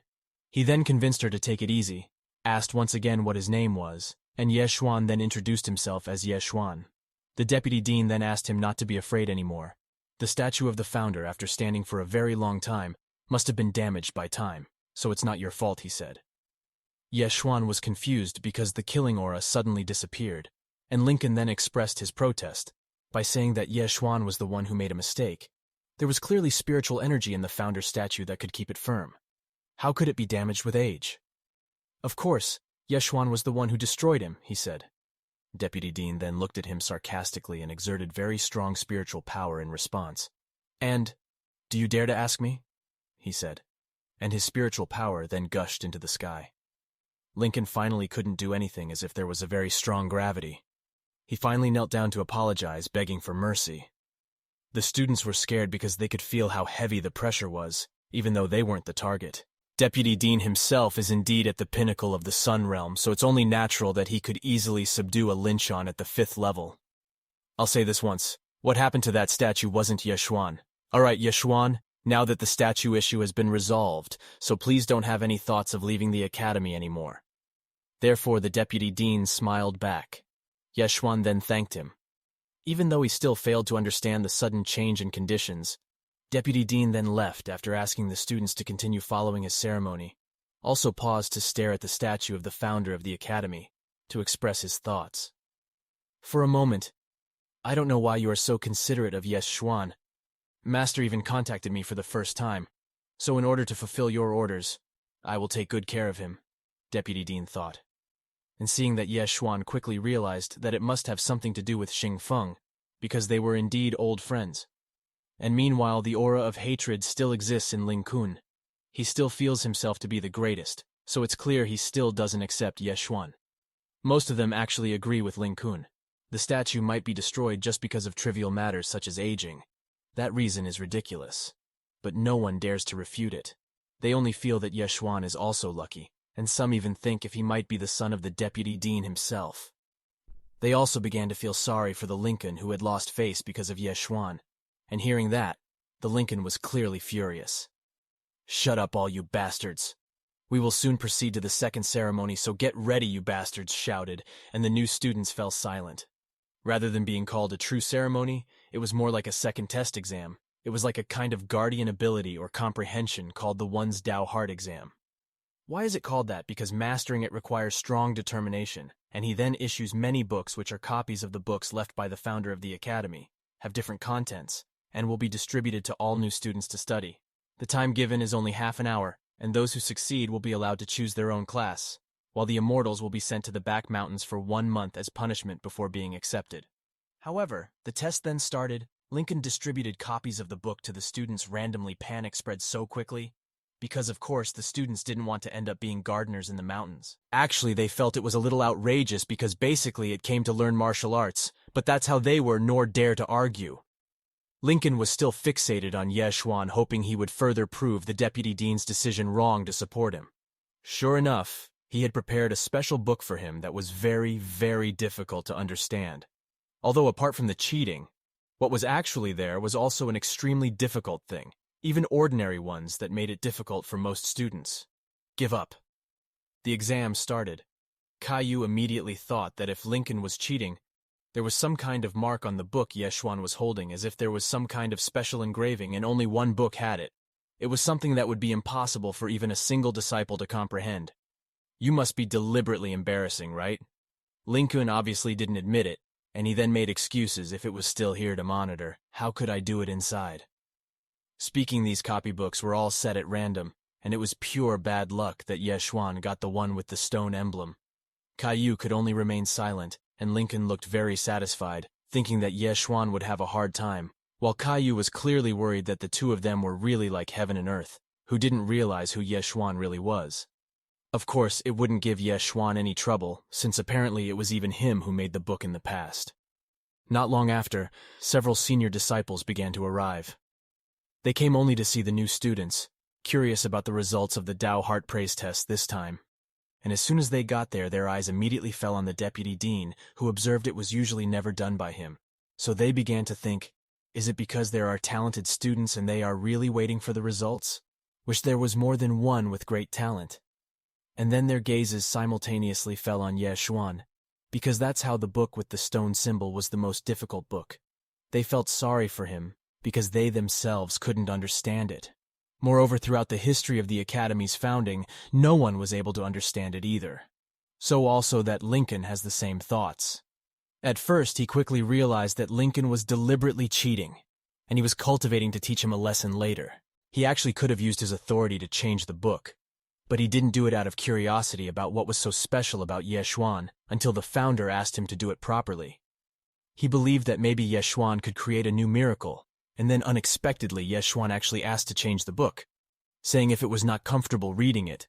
Obviously hearing that too, Deputy Dean was obviously very surprised. As a natural reaction, I was expecting something from you, and you, instead of giving up.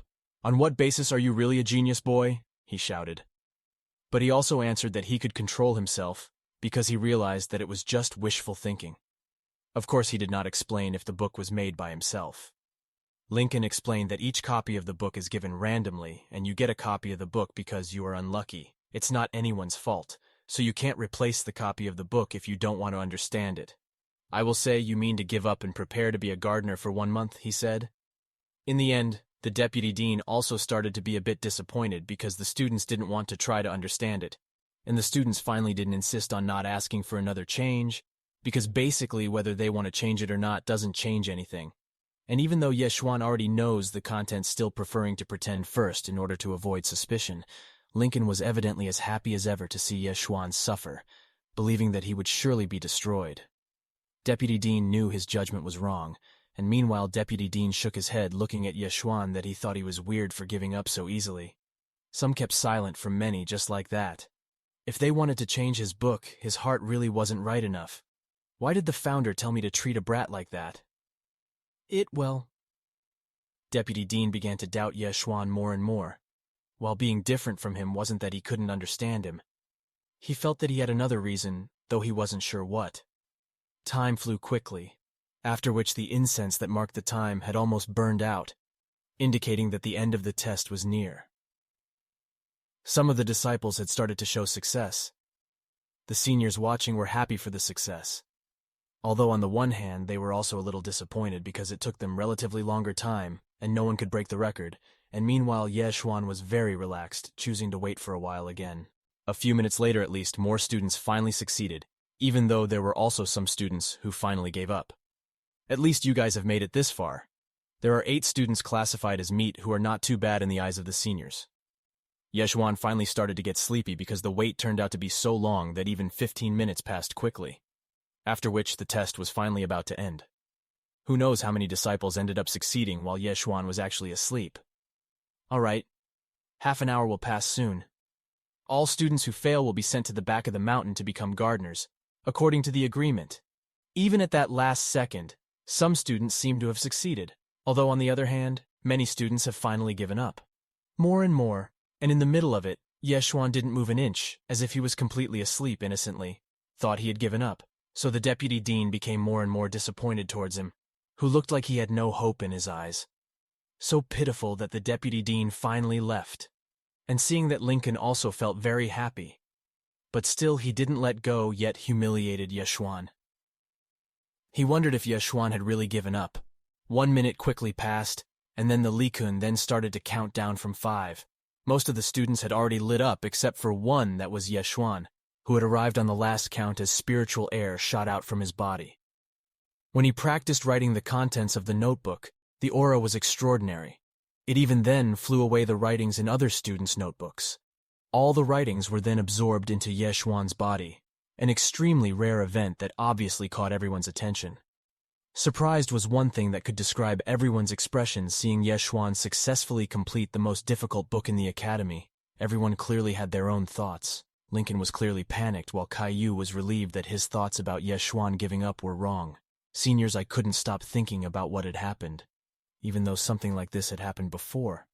That was the true success rate of the One Dao Hard exam. A long time ago, there was a senior named Lin Yu, who also managed to absorb half of the words in the book into his body. But back then, what he finished was an ordinary notebook, meaning that Yeshuan was still the first person to successfully complete the Boshan Crest book. Deputy Dean gasped at the sight. He then immediately apologized to the statue of the founder because he had been blinded before. He then turned to the statue of the founder to ask for forgiveness. Although the Tao in this book is quite weak, but I actually got a good chance. The way Yeshuan drew more and more inscriptions made the disciples even more unable to understand what was really going on. The absorption process was fast, basically just like reading the book naturally increased Yeshuan's spell and character. The spell symbols that became his character then appeared behind him, with one of them shining brightly, perhaps indicating that was enough. People were able to see the inscriptions of the 9 spells. Even though he couldn't understand the meaning at all, and even the deputy dean couldn't either, he quickly realized that from the background it must be a big person, so he became scared. Didn't want to make problem with him again. Yeshuan also felt happy because his Lin character had all recovered a lot by 50% after absorbing all the books. And in the middle of that, Lincoln was still looking for trouble. He blamed Yeshuan for all the books being ruined. He was envious of him being the center of the conversation and really wanted to get rid of him. Yeshuan finally realized that he was just doing it because he was so excited that he forgot the effect. Caillou then defended Yeshuan, saying that Yeshuan was definitely not on purpose. But Lincoln didn't care whether it was intentional or not. He still destroyed all the copies of the book, he said. Lincoln then complained to the deputy dean. These books are the property of the academy. If the head of the academy returns and sees a book is broken, I'm afraid we can't replace it. His history would end by telling him not to speak again. Do you dare to teach me something, brat? Said the deputy dean, exerting a very strong aura of intimidation. The seniors who actually wanted to support Lincoln didn't dare to speak anymore because Mr. Deputy Dean was so fierce, and Lincoln then still dared to ask Mr. Deputy Dean. But Deputy Dean said to shut up, you bastard. Afraid that if he was found out he had tested Ye Xuan, that was his true condition as Deputy Dean. He obviously had the authority to expand Ye Xuan directly, but he didn't do so, and unfortunately his fears also became real. Another spiritual stream started as it descended from the sky. The deputy dean then immediately caught him feeling upset, because today the founder even contacted him twice, something he never did at all. Does he still have something against Ye Xuan, he thought? He also read the message and finally found out that it contains a strong threat. If you dare to test Ye Xuan again, I will kill you, said the founder. It was obviously so shocking that the representative freaked out, not expecting the founder to find out like that. There was only complete silence right after the deputy dean received the letter. The students were obviously very curious about what message he got this time. Deputy Dean was completely silent. His mind was very messy. Ye Xuan himself clearly knew what he had done wrong this time because he had absorbed as much as I could without sparing anything. He then called Deputy Dean, and he apologized for the problem with the book. Deputy Dean then held her hand because he didn't dare and didn't blame Ye Xuan in the slightest. Now it's all my fault, not your problem. Being able to absorb all the copies of that book already shows that you are very talented. It's a blessing for Wado Academy to have a student like you. So how can I blame you? He said. And silence was created naturally. All the students were very surprised to hear the deputy dean's words, as well as the seniors were also very surprised because usually Dean is not someone like that. Speaking of Deputy Dean even holding Ye Xuan's hand, Ye Xuan himself was also still very surprised by the Deputy Dean's attitude, even though Lincoln felt heartbroken because he was no longer liked. Ye Xuan then asked Deputy Dean to let go of his hand while the new students were still looking at Deputy Dean very surprised. Am I overdoing it? All right. Ye Xuan, don't worry anymore about the book issue in the 1 Dao Hard exam this time. You will naturally be number 1 in the class, so now I will go first, said the Deputy Dean, walking with very slow footsteps as if he had a lot of thoughts. He was obviously still confused by the threat he just received. He was wondering, who is Ye Xuan really, son of the founder? While on the other side, Caillou then called Ye Xuan, but Han Bin then jumped on him first and called Ye Xuan. He also introduced himself as the leader of the formation class, intending to invite Ye Xuan to join his class. What good is that formation class? Ye Xuan, my name is Ku Hongshan. Such a genius like you should enter the battle class. Only battles between men can make you more powerful, he said. And then Yao Ling also didn't want to lose to them. He himself was from the healing class, and he offered Ye Xuan to join, promised to give a furnace if he wants to join, also promised to use his own hands to help Ye Xuan, he said. The new students were obviously envious of Ye Xuan, who was even offered by all the seniors, although one side also realized that he indeed had extraordinary talent. The students also started to wonder and hallucinate could be very talented like him, most to want to choose a fighting class because as a man, most people prefer strength. Some others want to go to healing class because there are many beautiful women, and a doctor is also respected especially in East Flower. And anxiety welled up in Caillou naturally, because seeing the many offers made to Ye Xuan, she became insecure especially because the pure class was also on the verge of being disbanded. However, it turned out that Ye Xuan chose to reject all the offers that came, declaring if he already has his own choice, he then declares that he chooses the refining class led by Caillou. Of course, it shocked everyone. Even Caillou herself. Han Bin and Hongshan then asked Ye Xuan, was he not aware of the situation? They also explained that the refinement club was the worst class that was threatened with disbandment, as well as the refinement itself. The basic part of most other classes, which meant it could also be learned in any class even if it was combat or transformation class. Yao Ling then used the last resort, which was to persuade Ye Xuan by offering his body, but it didn't work at all for Ye Xuan, which he thought those big curves are just a burden that is very useless in battle.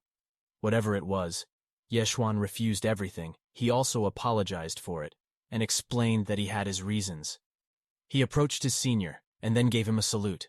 He asked how to address him, whether senior or eldest. Xuan then asked him to show his class, and Caillou was silent. He still couldn't believe what had just happened about Xuan choosing him. Xuan then called him again and he finally woke up. Of course it's fine. Welcome to the refining class, please. Follow me, said Caillou, and Xuan agreed. Caillou herself was obviously still confused about how a talented genius student like her would enter the refinement class. She thought of various reasons and finally thought, was it because of her? Her face naturally reddened, and she became uneasy just thinking about it, while Xuan and I myself do not have thoughts in that direction. The only reason he chose the purification class was because it studied many things like materials, fire, monsters, and so on, thinking that it would be of great help to his recovery. Whatever it was, Caillou and Xuan afterwards went to class with each other's thoughts. Yao Lin then reminded Xuan that he could come at any time if he changed his mind, while Han Bin was very disappointed because a talented seed like Xuan belonged to a trash class. He then said goodbye to go to rest. The recovering Lincoln then called him to talk only to make him angry with Hongshan, who told him to be quiet, blaming him for causing trouble with Xuan. Hongshan then threatened him to report to the combat master, but still Lincoln was clearly very confident would be fine, still feeling that he was the favorite student for his talent. Of course, he also held a huge grudge against Xuan. Naturally, he couldn't stop thinking about Xuan's choice of taking the refining class instead. As the leader of the combat class, he actually wanted Xuan to enter his class to humiliate him. He also stared at Xuan, who left with full of anger. Xuan felt that through a very strong cold beast from him accompanied by killing intent. However, still nothing happened. After that, Lincoln also announced the end of the second exam, telling the new students who succeeded to vote hard for themselves. Most of them chose combat tools because it was their favorite, while the second choice seemed to be the formation class, and turning to Deputy Dean's side, he still had a lot on his mind. He didn't expect that the problem would become so serious. In order to get an apology from the founder, he was determined to treat Xuan as well as possible in the future. Until finally he arrived at the teacher's room. A student who happened to be there then told him that the teachers were waiting for him. Deputy Dean then asked him to tell all the class choices of the new students before entering, and the student also received orders. Deputy Dean then opened the teacher's room door and saw several teachers who had gathered. There were at least 4 people, and they immediately saluted. Deputy Dean then immediately took his chair to start the meeting. Straight to the point, he also asked, what about the monthly status of the students who have entered the Wandao? It's like, how is the development of the students? How many have successfully broken through or reached a certain point, which is called entering the Dao? Whatever it is, the teachers then give the report. Chu Xian, as the master of the combat class, answered that his class also had 7 new students entering the Dao this month. Yuan Yinxing, as the master of the healing class, has 5 students. Qin Qiang, who is the transformation master, has 2 disciples, while Yi Qian is the refining class master, who has not had any this month. The deputy dean asked him, shouldn't it be this year? And Chu Xian answered that it was true. That's how the students in the pure class didn't have any progress. Chu Xian then suggested disbanding it immediately. Feeling sorry for the students who had taken trash class, as well as the other masters also agreed. Yi Qian then begged the deputy dean to give him another chance, but the deputy also had run out of patience because even if he was given the opportunity, the application remained the same every year. Later on, never succeeding in having a disciple successfully enter the Dao, tarnishing the academy's image. What if the founder of the academy found out we left this to such an uproar? Obviously he would be furious. I'm afraid that even none of us will be able to endure it, said the vice dean. But pure class deputy dean. There is healing. It's both known as mainland sacred arts, and both are urgently needed. The failure of this academic purification class's development is purely due to my inability to teach. So I hope the vice dean replaces me instead of disbanding it. Yi Qian, what are you talking about? You are the best inmate the academy has. It's not your fault, but indeed it's the purification class that isn't good enough, so there's no need for anything to reply, Mr. Deputy Dean. Yi Qian was also very worried because the class was on the verge of collapse, but right before the representative officially announced it, a student then came to report the results of the class selection of the new students. All the masters were shocked because that was how it seemed the Deputy Dean had never cared so much before. Deputy Dean then asked the student to come closer to hand over the results, and the student complied. Deputy Dean then read the results. and he found that if Yeshuan chose the refining class, Deputy Dean was clearly shocked to know because it was tantamount to causing trouble with Yeshuan, and he almost fell into big trouble. Chuxian called him to ask what was wrong, and Deputy Dean quickly regained his composure. "All right, starting today I'll announce that the refining class won't be disbanded, but instead we'll get more support and get maximum funding." What Deputy Dean said clearly made all the masters very surprised for being so sudden. After Yeshuan finally got to the refining class, Caillou also introduced the facilities one by one, such as the weapon-making place filled with flaming furnaces. Then also introduced the storage area, all materials such as monsters, herbs, and minerals. Then there's also the library, a place to study the purification books collected by teachers and students. Speaking of books, Yeshuan immediately became very interested. He asked Caillou how many books there were, and Caillou answered that there were a lot of them. They were the best in the academy because they had many categories. Yeshuan was happy to hear that he was relieved that he didn't choose the wrong class. Caillou then introduced another place, which is the training ground, where, on the roof, there is an inscription of 100 saint refinements. While Caillou then opened the door, inviting students in to see the other students inside, there were many students gathered with one of them doing purification. Caillou then called them to introduce a new friend, and a student told him to be quiet, because Jialei was in critical condition, making magic weapons. Yeshuan became interested, out of curiosity. Is there any improvement in the refining techniques of ordinary weapons, magic weapons after hundreds of thousands of years? And turned to Jialei. He still remained focused on the formation he set up, completely undistracted. Even though there were many eyes watching him, his concept was to enter the formation into the ordinary sword, and at the end successfully embed the second-level ice formation process. After reaching the final stage, of all the students were very curious about the results, because they had previously failed due to a shortage of materials in the sword. But this time it was different, making things out of very hard Arctic black iron, which had very high durability. The disciples hoped that Jialei would succeed, because such success could be considered as a breakthrough into the Tao, like he had been the disciples' hope, because the pure class always failed as well. Caillou really hopes he can succeed. The disciples are waiting for the result, believe there will be a miracle, and Yeshuan also then said, "Unfortunately, it will fail to make them shocked. Can't accept what you said. What do you mean it will fail? How can you speak?" he said.